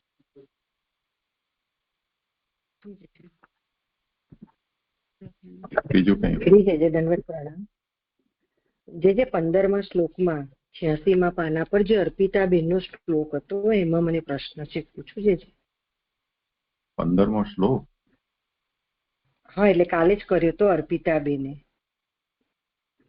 અચ્છા, હા. એમાં મને પ્રશ્ન એ છે, સુબોધિનીમાં 86મા પેજ પર, કારણ કે યોગ માયા ભગવાનના વૈભવ માટે યોગ્ય પદાર્થો રચે છે. તે પદાર્થો પ્રાકૃત નથી, તેમજ બ્રહ્માએ રચેલા નથી. તેથી પરમ ઐશ્વર્ય કરતા પણ અધિક શ્રેષ્ઠ છે. એટલે આ પદાર્થો જે છે વૈભવ માટેના, તે શ્રેષ્ઠ છે. પછી કે છે યોગ માયાએ આરંભ કરેલ પરમાનંદ હતો, પરમ ઐશ્વર્યથી પણ અધિક શ્રેષ્ઠતાનો જેમની તેવા ભગવાન જણાયા. તો આ સનત કુમારોને આવા ભગવાનના દર્શન થયા. તેથી સાધન જોઈને પરમાનંદ ઘણા પ્રકારનો જણાતો હોવાથી ઘણો આનંદ પામ્યા. તો આટલું મને નથી સમજાતું. પહેલા તો વૈભવ કયો જોયો એમણે એ મને ના સમજાયું, અને બીજું કે યોગમાં જે આરંભ કરેલો પરમાનંદ એ પણ, અને સાધન જોઈને પરમાનંદ ઘણા પ્રકારનો જણાતો હોવાથી. તો આટલું મને નથી સમજાતું જે તો આપ કૃપા કરીને જણાવવા વિનંતી છે. કરો સમાધાન. જી છે મને એવું સમજાવ્યું એ વખતે કે યોગ માયાએ જે વૈભવ બનાવ્યો છે, જે પદાર્થો રચ્યા છે ને એ પદાર્થો પ્રાકૃત નથી અને બ્રહ્માએ પણ રચેલા નથી. તેથી પરમ ઐશ્વર્ય કરતા પણ અધિક શ્રેષ્ઠ છે. એટલે એ પદાર્થો બધા શ્રેષ્ઠ છે. હવે યોગ માયાએ આરંભ કરેલ પરમાનંદ હતો, પરમ ઐશ્વર્યથી પણ અધિક શ્રેષ્ઠતાનો જેમની એવા ભગવાન જણાય. એટલે પ્રભુ એવા એમને, પ્રભુના એવા દર્શન થયા એમને. તેથી સાધન જોઈને પરમાનંદ ઘણા પ્રકારનો જણાતો હોવાથી ઘણો આનંદ પામ્યા. એટલે જે ત્યાં એવી રીતના સમજી શકાય કે દરેકનો આનંદ અલગ અલગ હોય છે. જેમ કે પ્રભુ બધાને અલગ અલગ આનંદ આપે છે. જે જેવું સાધન કરશે એ પ્રમાણે એને આનંદ મળશે. જેમ કે 84-252 વૈષ્ણવોએ જે પ્રકારે સેવા કરી તો એમને એ પ્રકારે આનંદ મળ્યો. અત્યારના જીવો જે પ્રકારે સેવા કરે છે એમને એ પ્રમાણે, ગોપીજનોએ જે પ્રમાણે સેવા કરી એમને એ પ્રમાણે આનંદ મળ્યો. એમ દરેકનો આનંદ અલગ અલગ હોઈ શકે. તો એમણે જે સાધનો કર્યા તો એમને એ પ્રકારે આનંદ મળ્યો, એવું જે મને સમજાય છે. દંડવત પ્રણામ છે. બીજું હું ખોટી હોતો જે સુધારવા વિનંતી છે. સમજવાનું એટલે હા બોલી લો સુનીતા. ના એટલે આમાં તમે જવાબ આપતા હોય તો આપ જ કહો પહેલા. હા એટલે એના રેફરન્સમાં જ મારે કહેવું છે કે મને અહીંયા એવું સમજાયું કે ભગવાનનો વૈભવ માટે યોગ્ય પદાર્થો રચે છે. કોણ? તો યોગ માયા. બરાબર. તો યોગ માયાએ જે પ્રભુના સંબંધી સુખદાયક જે પદાર્થો રચ્યા છે ને એ પદાર્થોને એ સાધન થી એટલા સુશોભિત થયેલા છે કે એના હિસાબે, એટલે પ્રભુ જેટલા સુંદર છે કે એના હિસાબે સાધન પણ એટલું સુંદર થઈ રહ્યું છે. એટલે એ સાધન જોઈને, એટલે એન્વાયરમેન્ટ આખું એટલું બદલાઈ ગયું છે ને માયાના કારણે, તો એના હિસાબે પરમાનંદ ઘણા પ્રકારનો જણાતો હોવાથી, એટલે પ્રભુનું આવું વૈભવશાળી સ્વરૂપ એટલું સુંદર છે ને એના હિસાબે એમને અલગ અલગ પ્રકારના પ્રભુ જણાતા હોવાથી ઘણો આનંદ પામ્યા. મને જે સાધનથી આવું વૈભવશાળી વસ્તુઓ, પદાર્થો દેખાય છે એટલે મેં કહ્યું. જે પ્રણામ. જે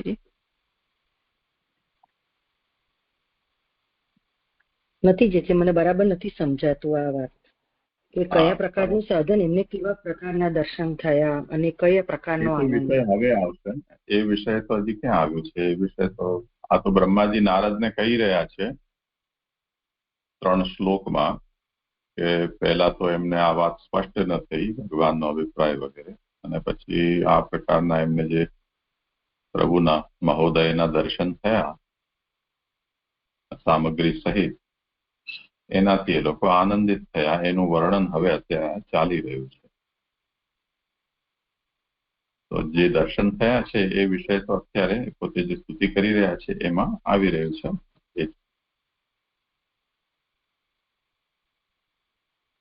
એટલે હવે જે એમણે જે ભગવાને જે વચનો કહ્યા હતા, જે બ્રાહ્મણોની સરસાઈ કહી હતી, એ હવે એમનો વિરોધ કરીને જે સનત કુમારો સ્તુતિ કરશે એ એમનો વૈભવ, એ રીતે સમજવાનું છે. અત્યારે એ વિષય ચાલી જ રહ્યો છે. જી જી પ્રણામ. જી એમાં સ્પષ્ટ સારું થયું. મને પણ અહીંયા અલગ દેખાયું હતું, પણ આપે સમાધાન કર્યું એનાથી સ્પષ્ટતા વધારે થઈ. પ્રણામ. જે હા શારદા, મેં પણ એવી રીતે સમજી હતી કે જે હવે એમને જે આનંદ થયો છે તે વાણીમાં વ્યક્ત થશે. શું જોયું એમને, કેવું જોયું, એ હવે વર્ણન કરી રહ્યા છે. એટલે ખબર પડશે આપણને કે એમને શું કેવું થયું.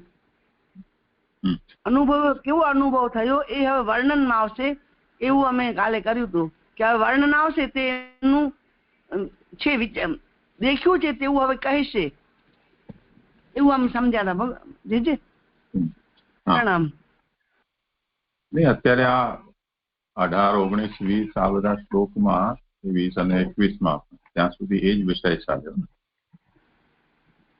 એમને જે દર્શન થયા છે પ્રભુની અને સ્તુતિ કરી રહ્યા છે, એમને જે આ કાલના શ્લોકમાં આવ્યું, લક્ષ્મીજી આ રીતે અભિલાષા રાખે છે પ્રભુની, તો આ બધો વૈભવ જ છે ને ભગવાન. જી જી. હા. અને સાધન જોઈને હા મસી કહી બોલો જરાક એ વૈભવ પણ એ સ્વરૂપમાં જણાયો છે. એ સ્વરૂપ જ એવું છે કે માંથી આ બધા પદાર્થો એમને ત્યાં જણાયા, તો સ્વરૂપમાં એટલો વૈભવ છે કે સ્વરૂપ બતાવ્યું પ્રભુએ પોતાનું જણાયું. એવું થશે શારદ બાબા? આ સ્વરૂપથી હું જરાક અલગ કરું છું વાત, કે બધું જે વૈભવ છે એ બધું ભગવાનનું સ્વરૂપમાં જ છે, એવું કર્યું હતું કાલે અમે. તો એ બરોબર છે? કારણ જે કઈ પ્રગટ થઈ રહ્યું છે એ બધું પ્રભુના સ્વરૂપમાંથી જ પ્રગટ થઈ રહ્યું છે. સ્વરૂપમાં એવું નિખાર આવ્યો કે એમને આમ આનંદ થઈ ગયો. એમને એવા દર્શન ક્યારે નતા થયા એવા હવે એમને જણાયા પ્રભુ. એવું લેવાશે સરસ આવા એવું સ્વરૂપ જરા કરો ને સરસ. એ વૈભવ સ્વરૂપ નો હતો બધો પ્રભુના, એટલું મને જરા સમજવું છે. જી હું એમ સમજી હતી ને એટલે તો એ રીતે લેવાશે જોઈએ. જી.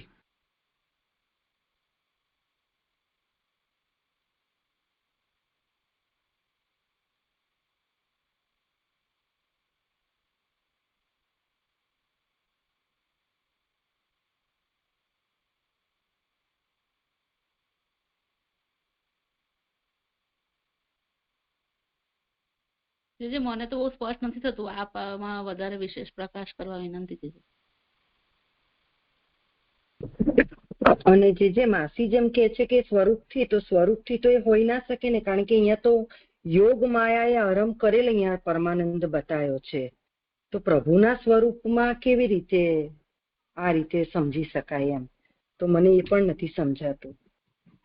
તો યોગ માયા પ્રભુના સ્વરૂપને જાણે છે ને, તો એ પ્રગટ કર્યું ત્યાં, એવું સ્વરૂપ પ્રગટ થયું જેવું એ યોગ માયા જાણે છે સ્વરૂપને. તો ભગવાને એવું સ્વરૂપ ત્યાં દર્શન કરાવ્યા. કોને? સનત કુમારોને વૈકુંઠમાં. આ વૈભવ ભગવાનનો. તો આપણે જે બધું જે કઈ પ્રગટ થઈ રહ્યું છે સ્વરૂપથી જ પ્રગટ થઈ રહ્યું, સ્વરૂપમાંથી આખી સૃષ્ટિ પ્રગટ થઈ રહી છે. તો બધું સૌંદર્ય જ છે ને. તમે જ્યાં જુઓ ત્યાં ક્યાં સૌંદર્ય નથી? તો એ ત્યારે પ્રભુના સ્વરૂપમાં કેવું સૌંદર્ય હશે એવું હું સમજી હતી. સનત કુમારોએ જે દર્શન કર્યા છે એનું વર્ણન આગલા અધ્યાયમાં આપણે જોઈ ચુક્યા છીએ. એ તમે જુઓ તો 46મા શ્લોકથી, હે અનંત, જે હૃદયમાં રહેલ હોવા છતાં પણ દુષ્ટોને અદૃશ્ય છો, તે આપ આજે જ અમારા નયન સમીપ પધારેલા નથી. આપથી ઉત્પન્ન થયેલા અમારા પિતાએ જયારે આપનું રહસ્ય અમારી પાસે વર્ણેલું ત્યારે જ આપ અમારા કર્ણના છિદ્રથી અમારા હૃદયમાં પધારેલા. આપ હમણાં સત્વરૂપથી આમની પ્રીતિ કરનાર તે પરમાત્મા તત્વ હોવાનું અમે જાણીએ છીએ, જેનો અનુતાપથી જાણેલ દ્રઢ ભક્તિ યોગથી ગાંઠ રહિત થઈ વૈરાગ્ય પ્રાપ્ત કરેલા મુનિઓ હૃદયમાં અનુભવ કરે છે. જેઓ આપના ચરણને શરણ આવેલા છે, કીર્તન કરવા યોગ્ય તીર્થરૂપ યશ વાળા આપની કથામાં કુશલ, તેનો રસ જાણનારા છે, તેઓ આપના મોક્ષરૂપ પ્રસાદનો પણ ઘણો આદર કરતા નથી. તો પછી આપની ભરકુટી ઊંચી લેવાથી જેઓને ભય થાય છે તેવા બીજાઓનું તો કહેવું જ. જો અમારું ચિત્ત ભ્રમરની પેઠે આપના બે ચરણોમાં રમણ કરે, જો અમારી વાણી તો તુલસીની પેઠે આપના ચરણની શોભાવાળી થાય, જો કર્ણના ચિત્ર આપના ગુણના સમૂહથી ભરપૂર થાય તો અમારા પાપોથી ભલે અમારો જન્મ નરકમાં થાઓ. હે પુરુહૂત, હે ઈશ, આ સ્વરૂપ જે આપે પ્રકટ કર્યું તેનાથી અમારા નયનો ઘણું સુખ પામ્યા છે. જે ભગવાન અનાત્માઓને પ્રકટ ન થનારા તરીકે જણાયેલા છે તે ભગવાનને આ નમસ્કાર જેવું કરીએ છીએ. આ એમના થયેલા દર્શન અને એની સ્તુતિ છે.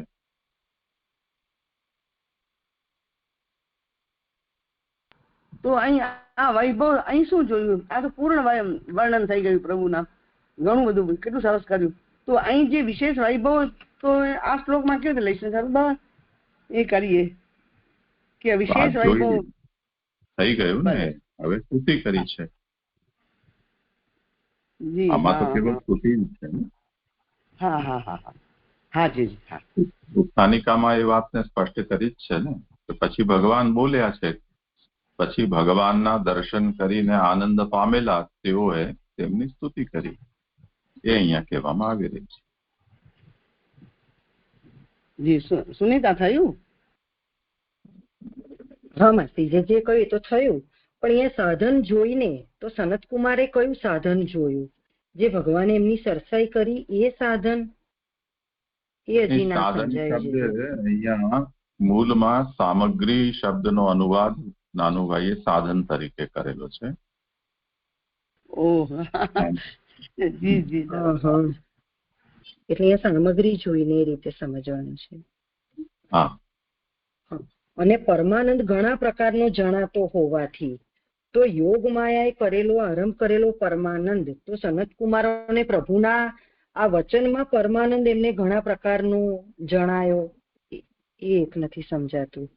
કારણ કે ફૂટનોટમાં પણ એવું કહ્યું છે કે જે વિપ્રો છે એ વિશેષ રીતે પૂરનારા હોવા છતાં આવો વૈભવ તેમણે મનથી પણ વિચારેલો ન હતો, એટલે ભગવાનના મહાત્મ્યનું જ્ઞાન થતા એમણે હાથ જોડ્યા.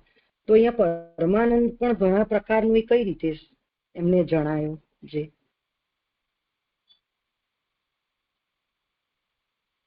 જોઈ લો ફરીથી.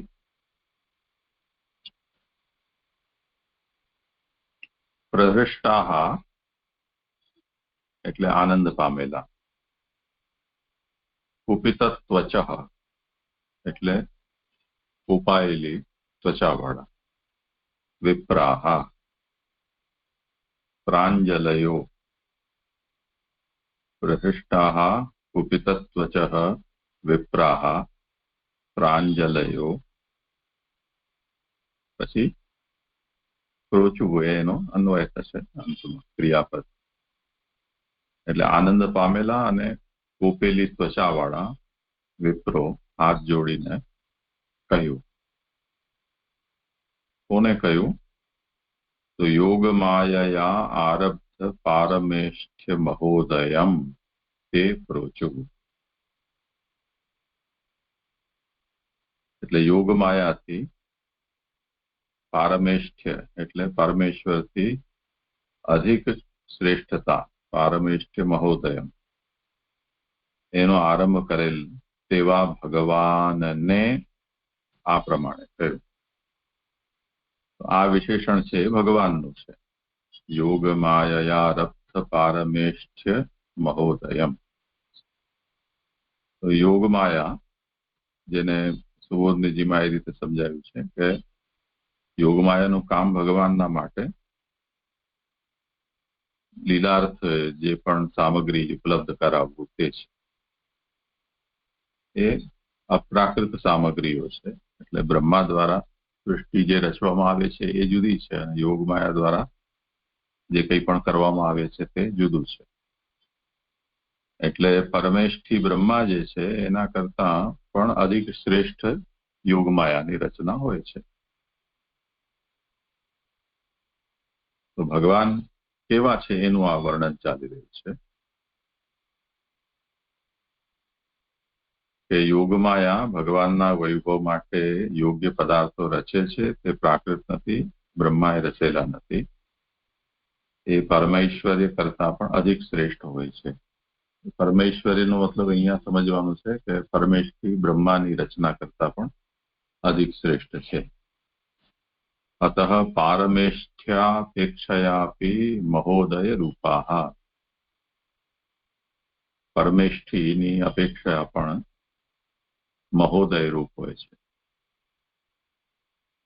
એવા ભગવાન યોગમાયયા આરબ્ધાઃ પરમેષ્ઠ્ય મહોદયાઃ યસ્ય. ભગવાન કેવા છે કે યોગમાયાથી પરમ ઐશ્વર્યથી અધિક શ્રેષ્ઠ આરબ્ધ કરેલા છે પદાર્થો સામગ્રીઓ જેમની તેવા ભગવાન છે. તો ભગવાન એવા એમને જણાયા. આ બધી અતઃ સામગ્રીમ દૃષ્ટ્વા પરમાનંદો બહુવિધો ભાસતે ઇતિ પ્રહૃષ્ટાઃ જાતાઃ. એમને ભગવાનના આવા દર્શન કરીને આ પ્રહૃષ્ટ થયા બ્રાહ્મણો. તો શા માટે? તો એનું કારણ એ છે કે કેવલ ભગવાનના દર્શન નથી થયા, પરંતુ યોગમાયાએ ભગવાનની લીલા માટે જે સામગ્રી પ્રકટ કરી છે, અથવા અહીંયા જેને સાધન કહેવામાં આવ્યું છે, તે સહિત ભગવાનના દર્શન કરવાથી અહીંયા એમનો હર્ષ પણ પ્રકર્ષવાળો થયો.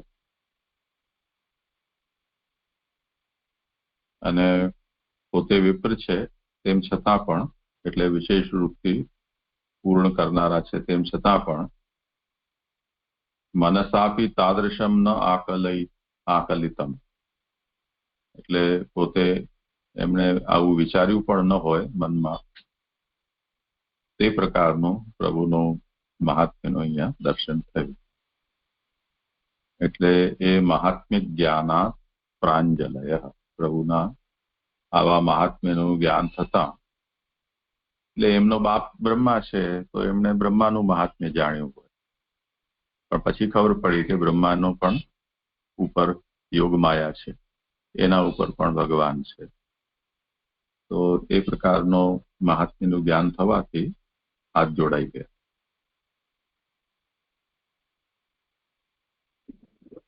જી જે બહુ સુંદર થયું. હા જે પ્રણામ જે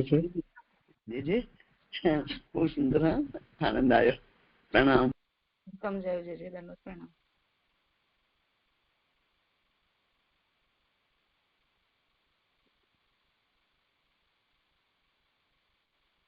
હા જી પ્રણામ. હવે 23મો શ્લોક કરું છું.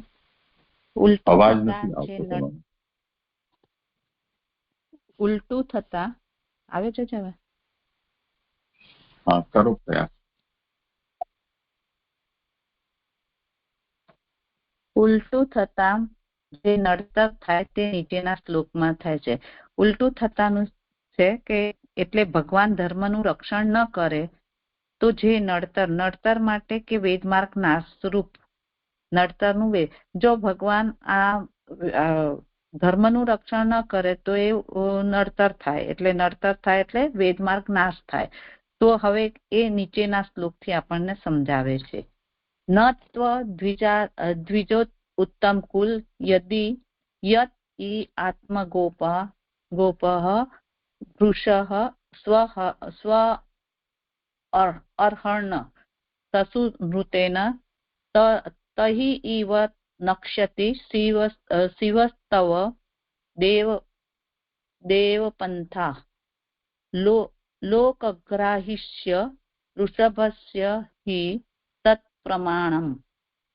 હે વૃષ, જે દ્વિજોનું ઉત્તમ કુલ આત્માનું રક્ષણ કરે છે તેનું જો આપ આ લોકમાં સત્કાર કરનારી વાણી સાથે ના સારા પૂજનથી રક્ષણ ન કરો તો તરત જ આપના કલ્યાણકારી વેદ માર્ગનો નાશ થાય છે, કારણ કે લોક સ્વામીના તે કાર્યને પ્રમાણ તરીકે સ્વીકારશે. સુબોધિનીજી, જો એટલે અહીંયા ત્રીજું આભાસમાં કહેલ વિષય અહીં ન્યાયથી સાબિત કરે છે. એટલે આભાસમાં જે કીધું કે આમાં જો ઉલટું થાય તો ભગવાનના ધર્મનું રક્ષણ ન કરે તો વેદ માર્ગનો નાશ થાય, એનું અહીંયા આપણને તર્કથી સમજાવી રહ્યા છે કે આપ દ્વિજોના ઉત્તમ નું રક્ષણ ન કરો તો તરત જ આપના કલ્યાણકારી વેદ માર્ગનો નાશ થાય. એટલે આ દ્વિજોથી જ આમ કે આ કલ્યાણકારી વેદમાર્ગ ટકી રહ્યો છે.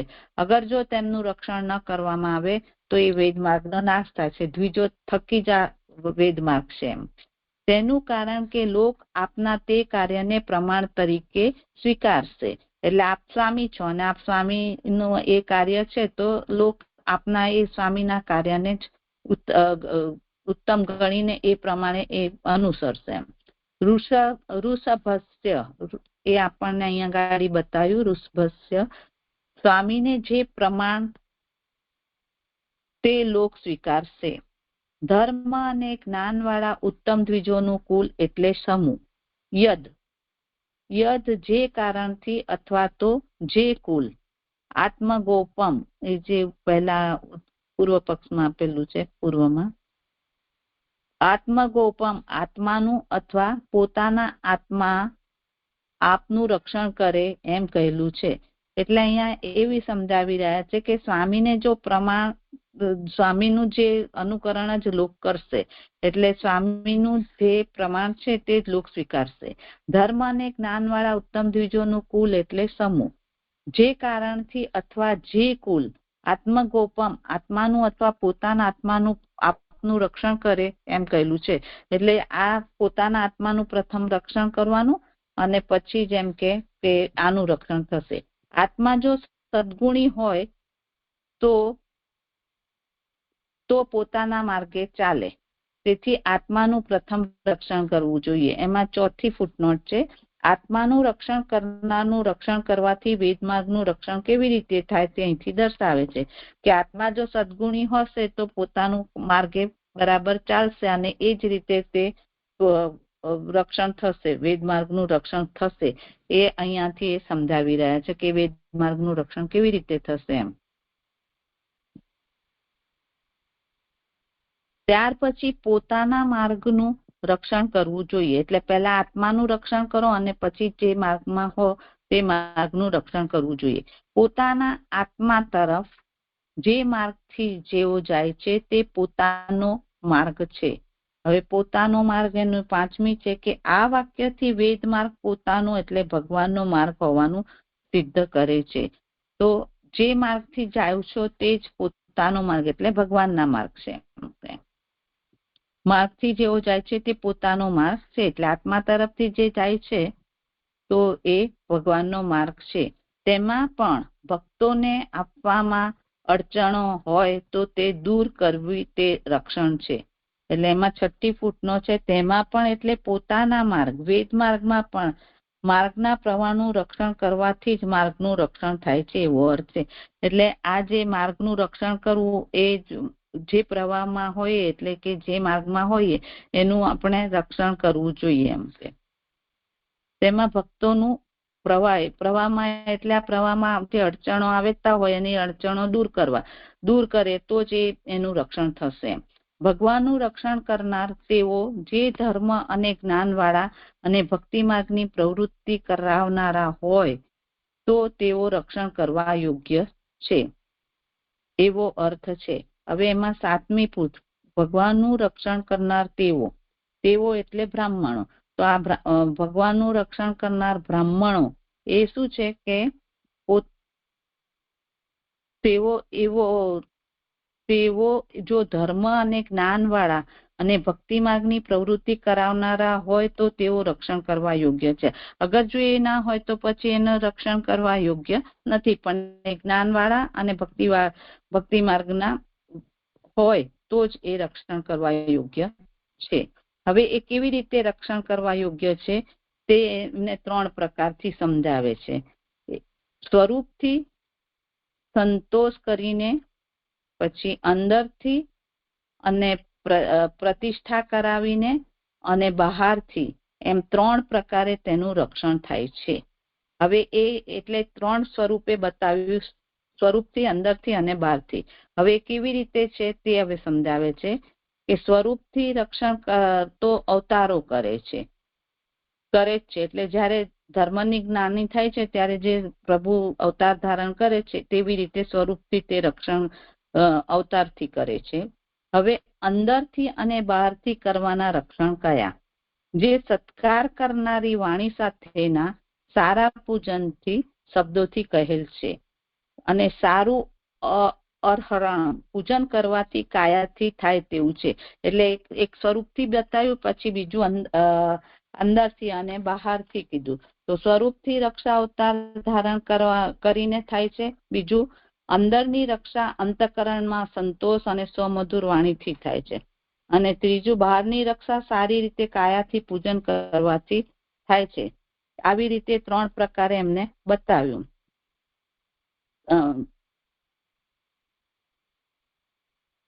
તેમ ભગવાન ન કરે તો લોકનું સન્માન તેમને પ્રાપ્ત ન થવાથી ભગવાનના માર્ગનો ઉપદેશ ન થાય. હવે જો આવી રીતે ન થતું હોય તો પછી આમાં લોકમાં એમનું સન્માન ન થાય, અને આ માર્ગનો જે ઉપદેશ છે તે ઉપદેશની પણ કોઈ અસર પણ ન થાય.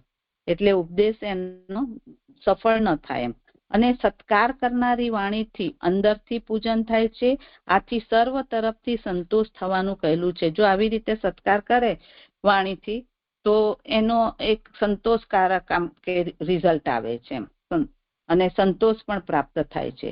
આ સાથે હોવાની જરૂર અંદરના સંતોષથી ભગવાનનું કાર્ય થઈ શકે તે માટે છે. તેથી માર્ગની પ્રવૃત્તિ કરાવનારનું રક્ષણ કરવામાં ન આવે તો માર્ગનો નાશ થાય, કારણ કે ત્યારે જ પાખંડની પ્રવૃત્તિ સહેલાઈ થાય છે. જો આ 3 રીતે બતાવ્યું, અંદર બહાર અને સ્વરૂપથી, જો એ પ્રમાણે એમનું રક્ષણ ન કરવામાં આવે તો શું થાય? તો કે છે કે આ જે માર્ગ છે તે માર્ગનો નાશ થાય છે. અને માર્ગનો નાશ થાય તો શું થાય કે પાખંડોનું ચલન વધી જાય, અને એ ચલણ વધી જાય એટલે પાખંડો વધારે સુગમ, પાખંડો માટે આ બધું વધારે સુગમ થઈ જાય, પ્રવૃત્તિ એકદમ સુગમ થઈ જાય. જે આવું સમજાયું છે ફર્સ્ટ પેરેગ્રાફમાં. હવે બીજો લઉં છું. ઘણા માર્ગો હોવાથી વેદ માર્ગનું શું પ્રયોજન? એટલે કે ઘણા માર્ગો વિદ્યમાન છે તો પછી હવે વેદ માર્ગનું આપણને શું જરૂરિયાત છે, એમ કે શું આવશ્યકતા છે? તો એવી પણ શંકા ન કરવી. તે માટે કલ્યાણકારી વિશેષણ યોજેલું છે. એટલે કે આ વેદ માર્ગ શું છે? કલ્યાણકારી છે, અને એનું તો પ્રયોજન છે જ. ભલે ઘણા માર્ગો હોય પણ વેદ માર્ગ તો કલ્યાણકારી છે. બીજા માર્ગો અકસ્માતથી લાભકારી થાય છે, દુઃખથી પણ કોઈને જ ફલ પ્રાપ્ત કરાવનાર. આ મને નથી સમજાતું. બીજા માર્ગો અકસ્માતથી લાભકારી થાય છે, દુઃખથી પણ કોઈને જ ફલ પ્રાપ્ત કરાવનારા છે. વેદ માર્ગ તો શિવ કલ્યાણકારી છે. એટલે વેદ માર્ગ તો સીધો એટલે કલ્યાણકારી પંથ છે. એમ કે બ્રાહ્મણોનું સન્માન ન કરવામાં આવે તો તેથી વેદમાર્ગનું રક્ષણ કેમ થાય? જો આ વેદમાર્ગ આખો બ્રાહ્મણો ઉપર જ આધારિત છે, અને જો આપણે બ્રાહ્મણોનું પણ સરખી રીતે પોષણ ન થતું હોય તો પછી વેદમાર્ગનું પણ રક્ષણ કેવી રીતે થાય? એવી શંકા થાય. તેથી લોકો સ્વામીના તે કાર્યને પ્રમાણ તરીકે સ્વીકારશે એમ કહેલું છે. એટલે જેવું સ્વામી કરશે એવું જ લોક કરશે, એટલે એનું પ્રમાણ લોક સ્વીકારેલું છે એમ કહેલું છે. લોક તો સ્વામી ભગવાન જેનો આદર કરે તેનો જ આદર કરે છે. એટલે આ લોક પણ સેવક સ્વામી જેવું કરે તેવું સેવકો એમનું અનુકરણ કરે છે. એટલે એવી જ રીતે સ્વામી જો નો આદર કરે એવી જ રીતે સેવકો પણ તેનો આદર કરે છે. બ્રાહ્મણો જ વેદમાર્ગનો બોધ કરે છે, બીજાઓ કરતા નથી. તેથી તેનું સન્માન ન થાય તો વેદમાર્ગની પ્રવૃત્તિ નહીં થાય, અથવા તો પાખંડની સમાન થશે. હવે જો આ વેદમાર્ગ કોના ઉપર આધારિત છે? તો બ્રાહ્મણો ઉપર. અને જો બ્રાહ્મણોનો જ સત્કાર કે સન્માન ન થાય તો પછી વેદમાર્ગનું તો શું હાલત થશે એમ બીજાઓ. અને આ કેમ કે આનો અધિકાર ખાલી બ્રાહ્મણોને જ છે, બીજાઓને વેદમાર્ગનો એટલો અધિકાર નથી. એટલે વેદમાર્ગનો આધાર બધો જ બ્રાહ્મણો ઉપર છે, તેથી એનું સન્માન તો થવું જ જોઈએ. અથવા પાખંડની સમાન, અને જો એમનું સન્માન નહીં થાય તો એ પાખંડ થઈ જશે, પાખંડની સમાન થઈ. ભગવાન ધર્મરૂપ છે અને ઈચ્છેલા પદાર્થોની વૃષ્ટિ કરાવનારા છે એમ જણાવવા હે વૃષનું સંબોધન કરેલું છે. જે સ્ટાર્ટિંગમાં જે વૃષ આપ્યું છે એ કેમ ત્યાં કેમ એમને વૃષનું સંબોધન કહ્યું, તો એ અહીંયા આપણને સમજાવી રહ્યા છે કે ભગવાન બધાના જ મનોરથો પૂર્ણ કરવા વાળા છે. અને તે એ કયા શબ્દથી, તો કે વૃષના સંબોધન પરથી સમજાવી રહ્યા છે કે ભગવાન કેવા છે, તો ભગવાન ધર્મરૂપ છે અને બધાના જ મનોરથ પૂર્ણ કરવા વાળા છે. એ રીતે વૃષ શબ્દ યોજો જે જ્યાં સંપન્ન થયો. એમાં જે જ્યાં છે ને કે બીજા માર્ગો અકસ્માતથી લાભકારી છે, દુઃખથી પણ કોઈને જ ફળ પ્રાપ્ત કરાવનારા છે. કયા સંદર્ભમાં છે ને સમજો. એટલે વેદ માર્ગ સિવાય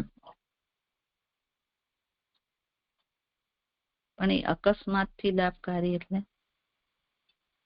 કોઈને થઈ જાય તો થઈ જાય, ગેરંટી વાળા નથી. દુઃખથી પણ કોઈને જ ફળ થાય એમ, એટલે બધાને તો નથી જ થતું, પાછું એમાં પણ કોઈને જ ફળ થાય એમ.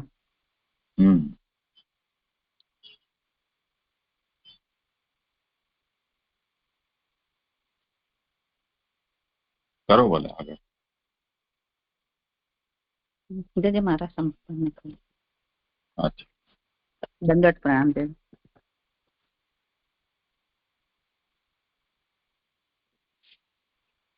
દંડવત પ્રણામ.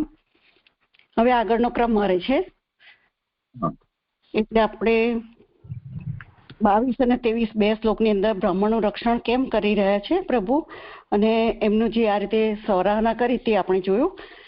એટલે હવે કોઈને એવું ડાઉટ થાય કે 23મા શ્લોક પછી એવું કહેવામાં આવે છે કે શંકા કરી છે આ રીતે કે એમ હોય એટલે કે બ્રાહ્મણનો પક્ષપાત કરતા હોય તો હું પક્ષપાત કરનાર હોવાથી બ્રહ્મ એટલે કે ભગવાન ના હોઉં, એવી શંકા થાય. તેથી નીચેનો શ્લોક કહે છે. એટલે અહીંયા એવું કહી રહ્યા છે કે ભગવાનમાં તો વૈષમ્ય હોતું જ નથી, એમની દ્રષ્ટિ સમાન છે, એટલે એમના માટે કોઈ પ્રિય કે અપ્રિય નથી, ભગવાન માટે તો બધું સમાન છે.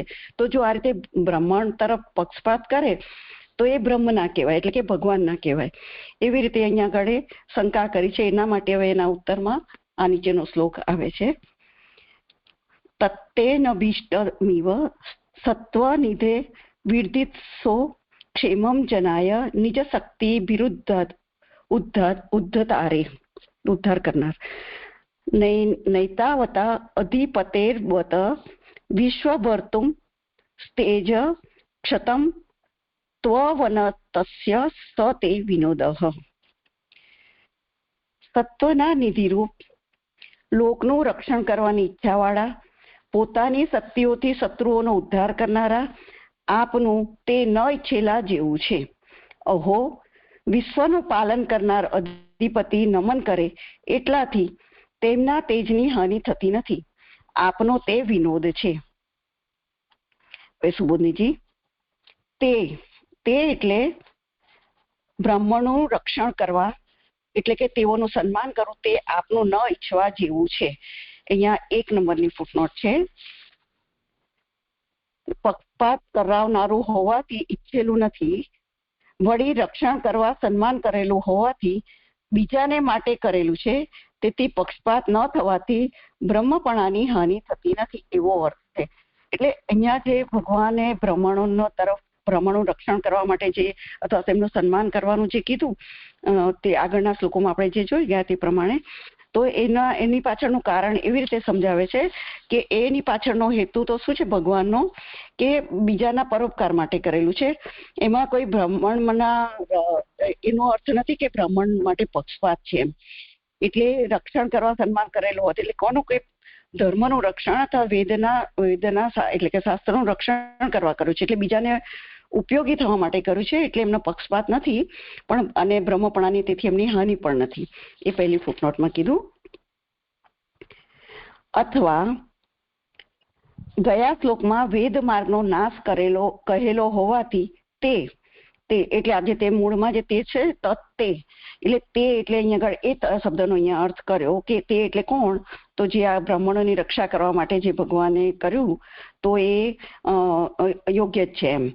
હવે બીજું છે એટલે વેદ માર્ગનો નાશ આપનો ન ઈચ્છવા જેવો છે, પર સંપૂર્ણ રીતે ન ઈચ્છેલું હોય તે ન ઈચ્છેલું, થોડું ન ઈચ્છેલું હોય તે ન ઈચ્છવા જેવું છે. પહેલા પક્ષ પ્રમાણે રક્ષણ જ અર્થ છે. એટલે અહીંયા આગળ બે રીતે કીધું છે કે ન ઈચ્છેલું અને થોડું ન ઈચ્છેલું. એટલે થોડું ના ઈચ્છેલું એટલે ઈચ્છવા જેવું જ નથી એમ, અને ન ઈચ્છેલું એટલે બિલકુલ નથી જોતું. તો એવી રીતે રક્ષણ જ ભગવાન ઈચ્છી રહ્યા છે. એટલે જે ગયા શ્લોકની અંદર કહ્યું ને કે માર્ગની પ્રવૃત્તિ કરાવનારનું રક્ષણ કરવામાં ના આવે તો માર્ગનો નાશ જ થાય, કારણ કે ત્યારે પાખંડની પ્રવૃત્તિ જ સહેલાઈથી થાય. એટલે જો આવું માર્ગનું રક્ષણ ના કરવામાં આવે તો પછી લોકો એનો દુરુપયોગ કરીને પાખંડ કરે પોતાના સ્વાર્થ માટે, એવી રીતે. એટલે અહીંયા આગળ ભગવાને એવું કીધું છે કે આવું રક્ષણ જો બ્રાહ્મણોનું કે બ્રાહ્મણ દ્વારા વેદનું રક્ષણ ના થાય તો શું થાય એ અહીંયા આગળ ભય બતાવ્યો છે. પહેલા પક્ષ પ્રમાણે રક્ષણ જ અર્થ છે, એટલે રક્ષણ કરવું જોઈએ એમ. બીજા પ્રમાણે નાશ અર્થ છે, એટલે બીજા પ્રમાણે નાશ અર્થ છે કારણ કે આપ કાલ છો.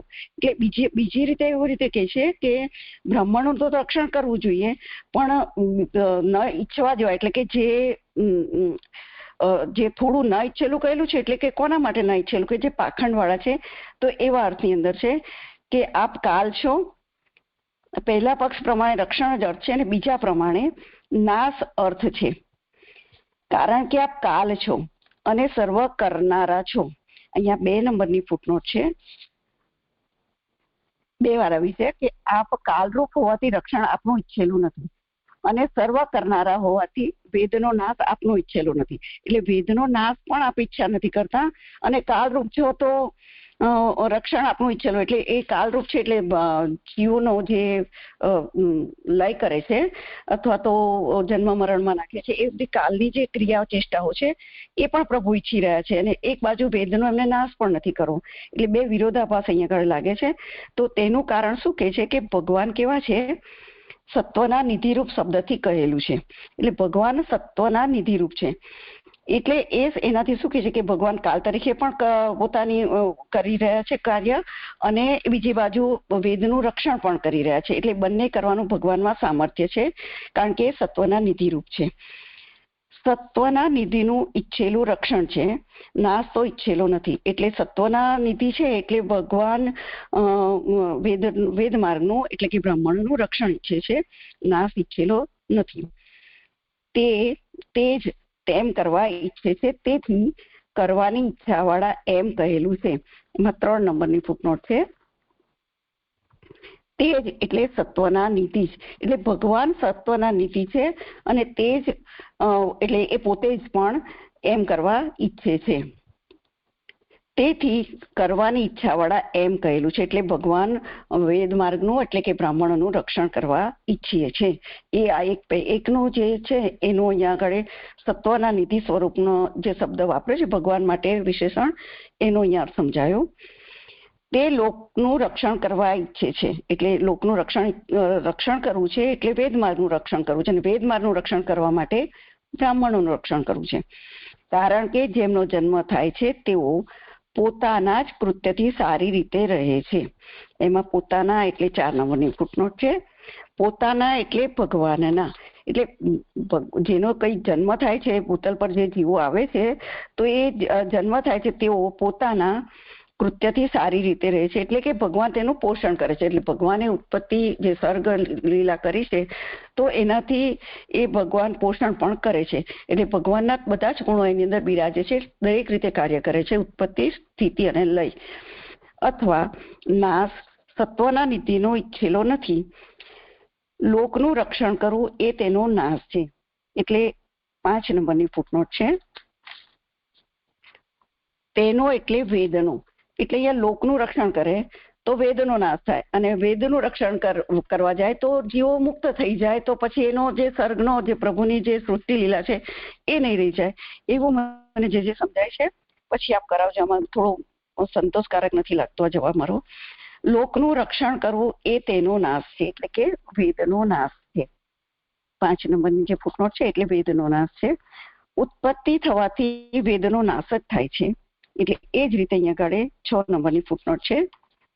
ઉત્પત્તિ થયા કરે એટલે કે તેનો જન્મ લે, મરણ પામે. એ વાક્ય પ્રમાણે પ્રવાહમાં પ્રવેશ કરવાથી વેદનો નાશ થાય છે. જે ઉપર જે કીધું એ જ અર્થમાં છે કે ઉત્પત્તિ કરી છે તો પછી એનો જો જીવો પ્રવાહમાં રહેશે તો સૃષ્ટિ રહેશે, ને જો બધા વેદને અનુસરશે તો પછી જે સૃષ્ટિ કાર્યનું જે પ્રભુની જે ઈચ્છા છે તે પૂર્ણ નહીં થાય. એમ ઉત્પત્તિ થાય તે માટે રક્ષણ કરવાનું હોય અથવા ઉત્પન્ન થયેલા જીવો માટે રક્ષણ કરવાનું હોય ત્યારે વૈદિક ક્રિયા પવિત્ર કરનારી હોય પાખંડથી દુર્બળ છે, અને પુરુષાર્થ પ્રાપ્ત કરાવનારી હોય દેહને નભાવનાર પાખંડથી બલવાન છે. એમાં 6 નંબરની ને 6 નંબર અને 7 નંબરની ફૂટનોટ છે કે ઉત્પત્તિ થયા કરે તેનો જન્મ લે, મરણ પામે. એ વાક્ય પ્રમાણે પ્રવાહમાં પ્રવેશ કરવાથી વેદનો નાશ થાય છે, આપણે જોયું. હવે 7મી ફૂટનોટ છે, તેથી વેદનું રક્ષણ ઈચ્છેલું નથી, અને પુરુષાર્થ પ્રાપ્ત કરાવનારી વૈદિક ક્રિયા હોય ત્યારે તે ઈચ્છેલું છે. એમ ઈચ્છેલું ન હોવાનું અને ઈચ્છેલું હોવાના કારણો અનુક્રમે કહેલા છે. એટલે ક્યારેક ભગવાન ઈચ્છા કરે છે કે જ્યારે પુરુષાર્થ પ્રાપ્ત કરાવવું હોય છે ત્યારે ભગવાન ઈચ્છી રહ્યા છે, અને જ્યારે પાખંડ થઈ રહ્યો છે કે કાલે દેખાવા માટે તો સકામતાથી જે બધા કરી રહ્યા છે વેદનો ઉપયોગ, તો એ રીતે ના ઈચ્છેલું છે. એ રીતે અનુક્રમે 2 વારાફરતી કીધેલું છે. અને જે મૂળમાં અને આ પ્રમાણે ભગવાનને બંને સરખા છે એમ જણાવી તેમનામાં પક્ષપાત રૂપ દોષ ન હોવાનું સિદ્ધ કર્યું. એટલે આ તર્કથી આ રીતે અહીંયા આગળ આભાસમાં જે કીધેલું છે કે ભગવાનમાં પક્ષપાત છે બ્રાહ્મણો માટે, તો એનું કારણ અહીંયા જણાવ્યું છે. તો એ આ 7મી ફૂટનોટમાં સિદ્ધ કરે છે. ત્યારે વૈદિક ક્રિયા પવિત્ર કરનારી હોય પાખંડથી દુર્બળ છે, એટલે જો પાખંડ કરવામાં આવે તો એ ક્રિયા દુર્બળ છે. અને પુરુષાર્થ પ્રાપ્ત કરાવનારી હોય દેવને નભાવનાર પાખંડથી બલવાન છે. એટલે પાખંડ કરતા તે જે પુરુષાર્થ પ્રાપ્ત કરાવે છે, શાસ્ત્ર દ્વારા પુરુષાર્થ પ્રાપ્ત કરે છે, તો એ બલવાન છે. પોતાની શક્તિઓથી શત્રુઓનો ઉદ્ધાર કરનારા શબ્દથી બંનેનું કારણ કહેલું છે. એટલે ભગવાન માટે કોઈ પ્રિય કે અપ્રિય છે જ નહીં. એ એટલા માટે કીધું છે અહીંયા આગળ કે શત્રુઓનો પણ ભગવાને ઉદ્ધાર કર્યો છે, એટલે એમના માટે કોઈ આવું વિષમતા છે જ નહીં, કોઈના માટે વૈષમ્ય છે જ નહીં.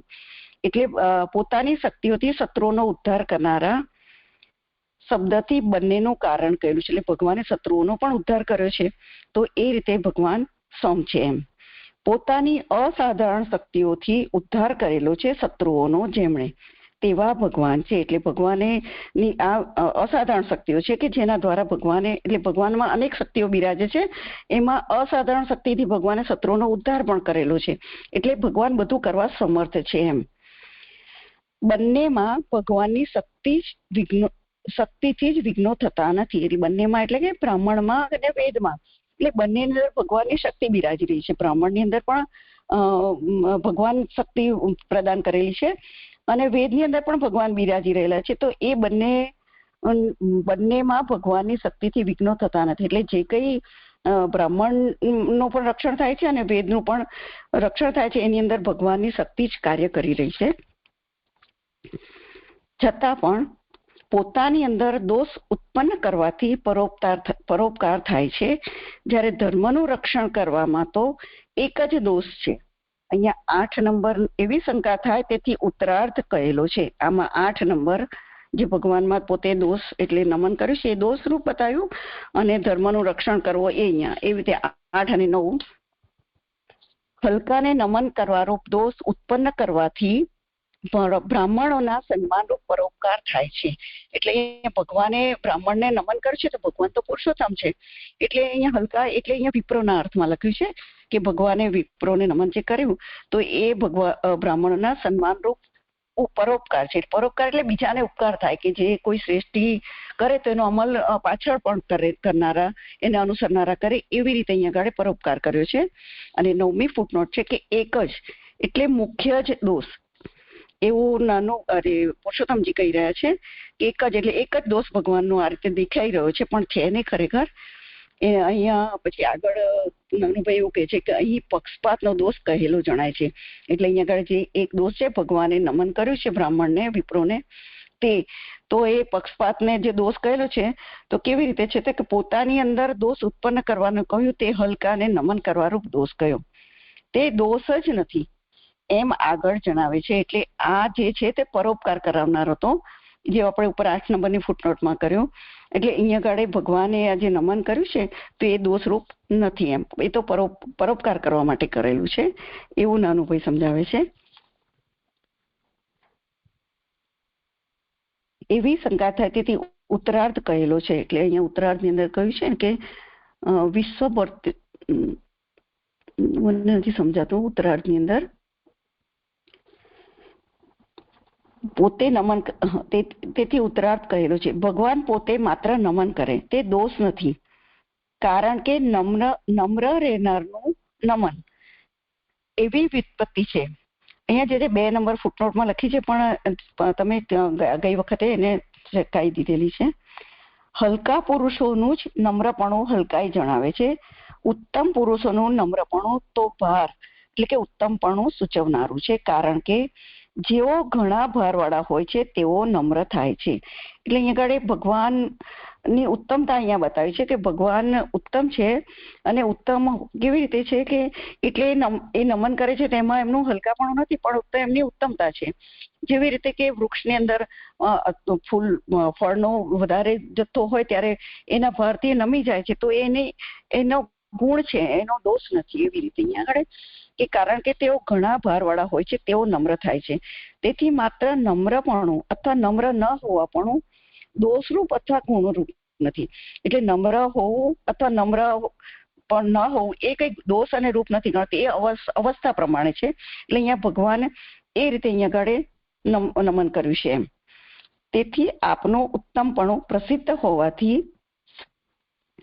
હલકા પુરુષની પેઠે આપ નમન કરો, તે નાટ્યરૂપ હોવાથી ગમ્મત માટે થતું હોય છે, કારણ કે તે નાટ્ય તે જ રસ ઉત્પન્ન કરે છે. એટલે કે તે નાટક રસ જ ઉત્પન્ન કરે છે, કરનારું છે.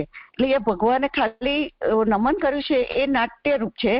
એટલે જે ઉત્તમ પુરુષો કરે છે એવી રીતે કર્યું છે. હલકા પુરુષની પેટે નમન કર્યું છે એવું નથી સમજવાનું અહીંયા, પરંતુ એક માત્ર નાટક છે, ભગવાન એક ગમત માટે કરેલું છે એમ. અધિપતિ શબ્દથી ઉત્તમપણે કહેલું છે.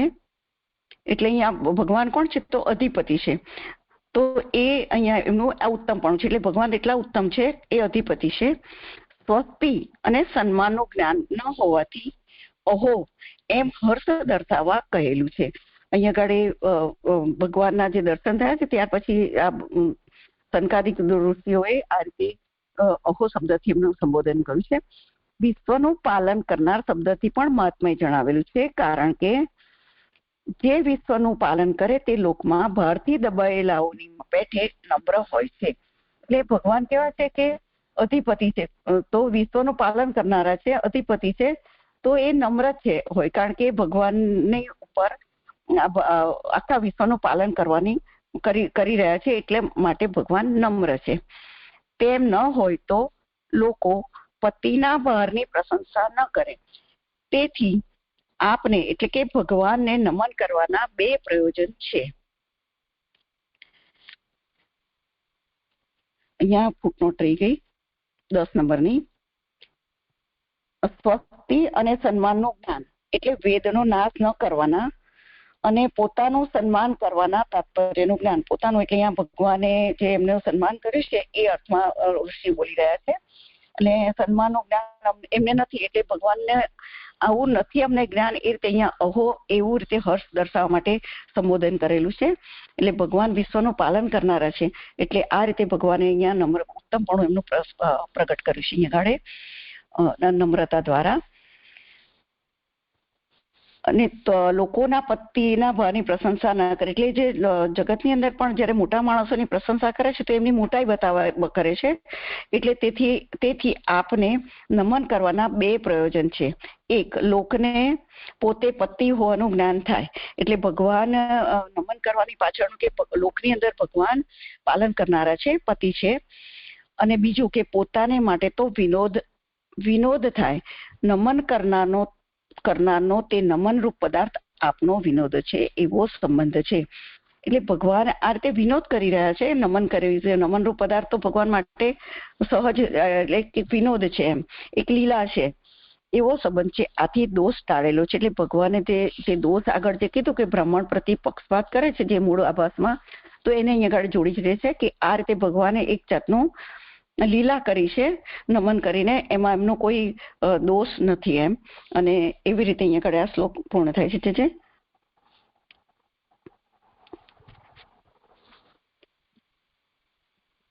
કઈ વિચારણી હોય હા, એ મેં અહીંયા કીધું કે આ સત્વના નિધિરૂપ તરીકે ગણાવ્યું છે, પરંતુ અહીંયા જે વિરોધ બતાવ્યું છે ને કે રક્ષણ કરવા ઈચ્છે છે, લોકનું રક્ષણ કરે છે, કારણ કે જેમનો જન્મ થાય છે તેઓ પોતાના કૃત્યથી સારી રીતે રહે છે. એટલે પોતાના એટલે અહીંયા ભગવાનનું કીધું છે, તો ભગવાન પાલન કરે છે એ રીતે. અને ઉત્પત્તિ થવાથી વેદનો નાશ જ થાય ને ઉત્પત્તિ થાય તે માટે રક્ષણ કરવું. એટલે આ જે હું સમજી છું એ બધું બરાબર છે કે એક બાજુ રક્ષણ પણ કીધું છે વેદનું, અને બીજી બાજુ અહીંયા આગળ કાલ રૂપે ભગવાન એનો પ્રલય પણ એટલે મીન્સ કે લયનો પણ કાર્ય કરી રહ્યા છે. તો કઈ રીતે છે એ મને નથી સમજાતું. છે દંડવત પ્રણામ.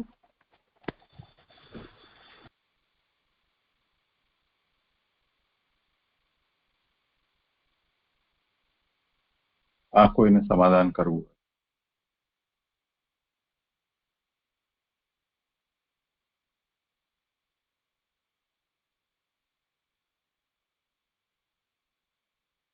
મૂળ તો જે શ્લોકમાં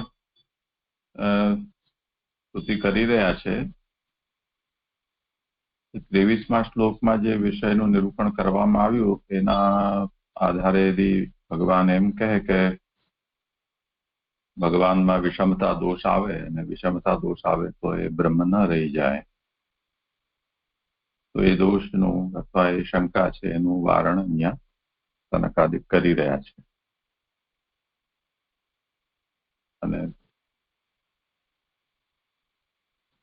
એના સારમાં એ જ વાત જણાવી રહ્યા છે કે આપનો વિનોદ માત્ર છે, અમને નમવું કે ન નમવું કે જે કંઈ પણ છે તે આપનો વિનોદ માત્ર છે.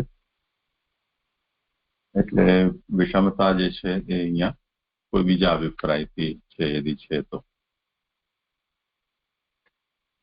એટલે ઉપક્રમમાં જે કહ્યું છે કે ભગવાન તત્વનિધિ છે, તો તત્વનું કાર્ય છે પાલન છે. તો યદી આપના સ્વરૂપ કે સ્વભાવનો વિચાર કરવામાં આવે તો રક્ષા જ આપનો સ્વભાવ છે ને આપને અભિષ્ટ હોવું જોઈએ.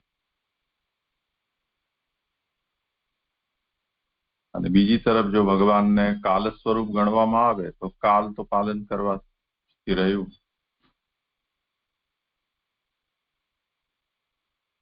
પણ આપ વિરુદ્ધ ધર્માશ્રય હોવાથી આપ સર્વ કરતા છો. એક તરફ આપને વેદનાશ પણ અભિષ્ટ નથી, બીજી તરફ એની રક્ષા આપ માંગો ઈચ્છો છો.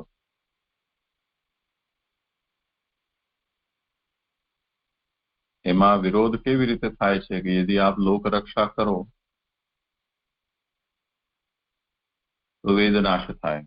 લોક રક્ષાનો મતલબ લોક કેવી રીતે ઉત્પન્ન થયું છે તેવું જળવાયેલું રહે. એવું જો ભગવાન લીલા કરે તો સૃષ્ટિ રેશોત્તરોત્તરા એ ન્યાયથી જન્મ થતા રહે, મૃત્યુ થતી રહે, મૃત્યુ થયેલાનું પુનઃજન્મ થયા કરે. લોક બધું ભરચક બનેલું રહે. એટલે જો લોક બનેલું રહે તો પછી વેદ અપ્રાસંગિક થઈ જાય, એટલે વેદનાશ થઈ જાય. અને વેદને જો જાળવો તો લોક ઉપર સંકટ આવી જાય, કેમ કે વેદ તો લોકમાંથી ઉદ્ધારનો રસ્તો બતાવે છે. એ વાત અહીંયા જણાવે છે. એ તો ખાલી અત્યારે એમનો પરસ્પર વિરુદ્ધ ધર્માશ્રયતા કે વિરુદ્ધ લીલા જે છે તે જણાવી રહ્યા છે.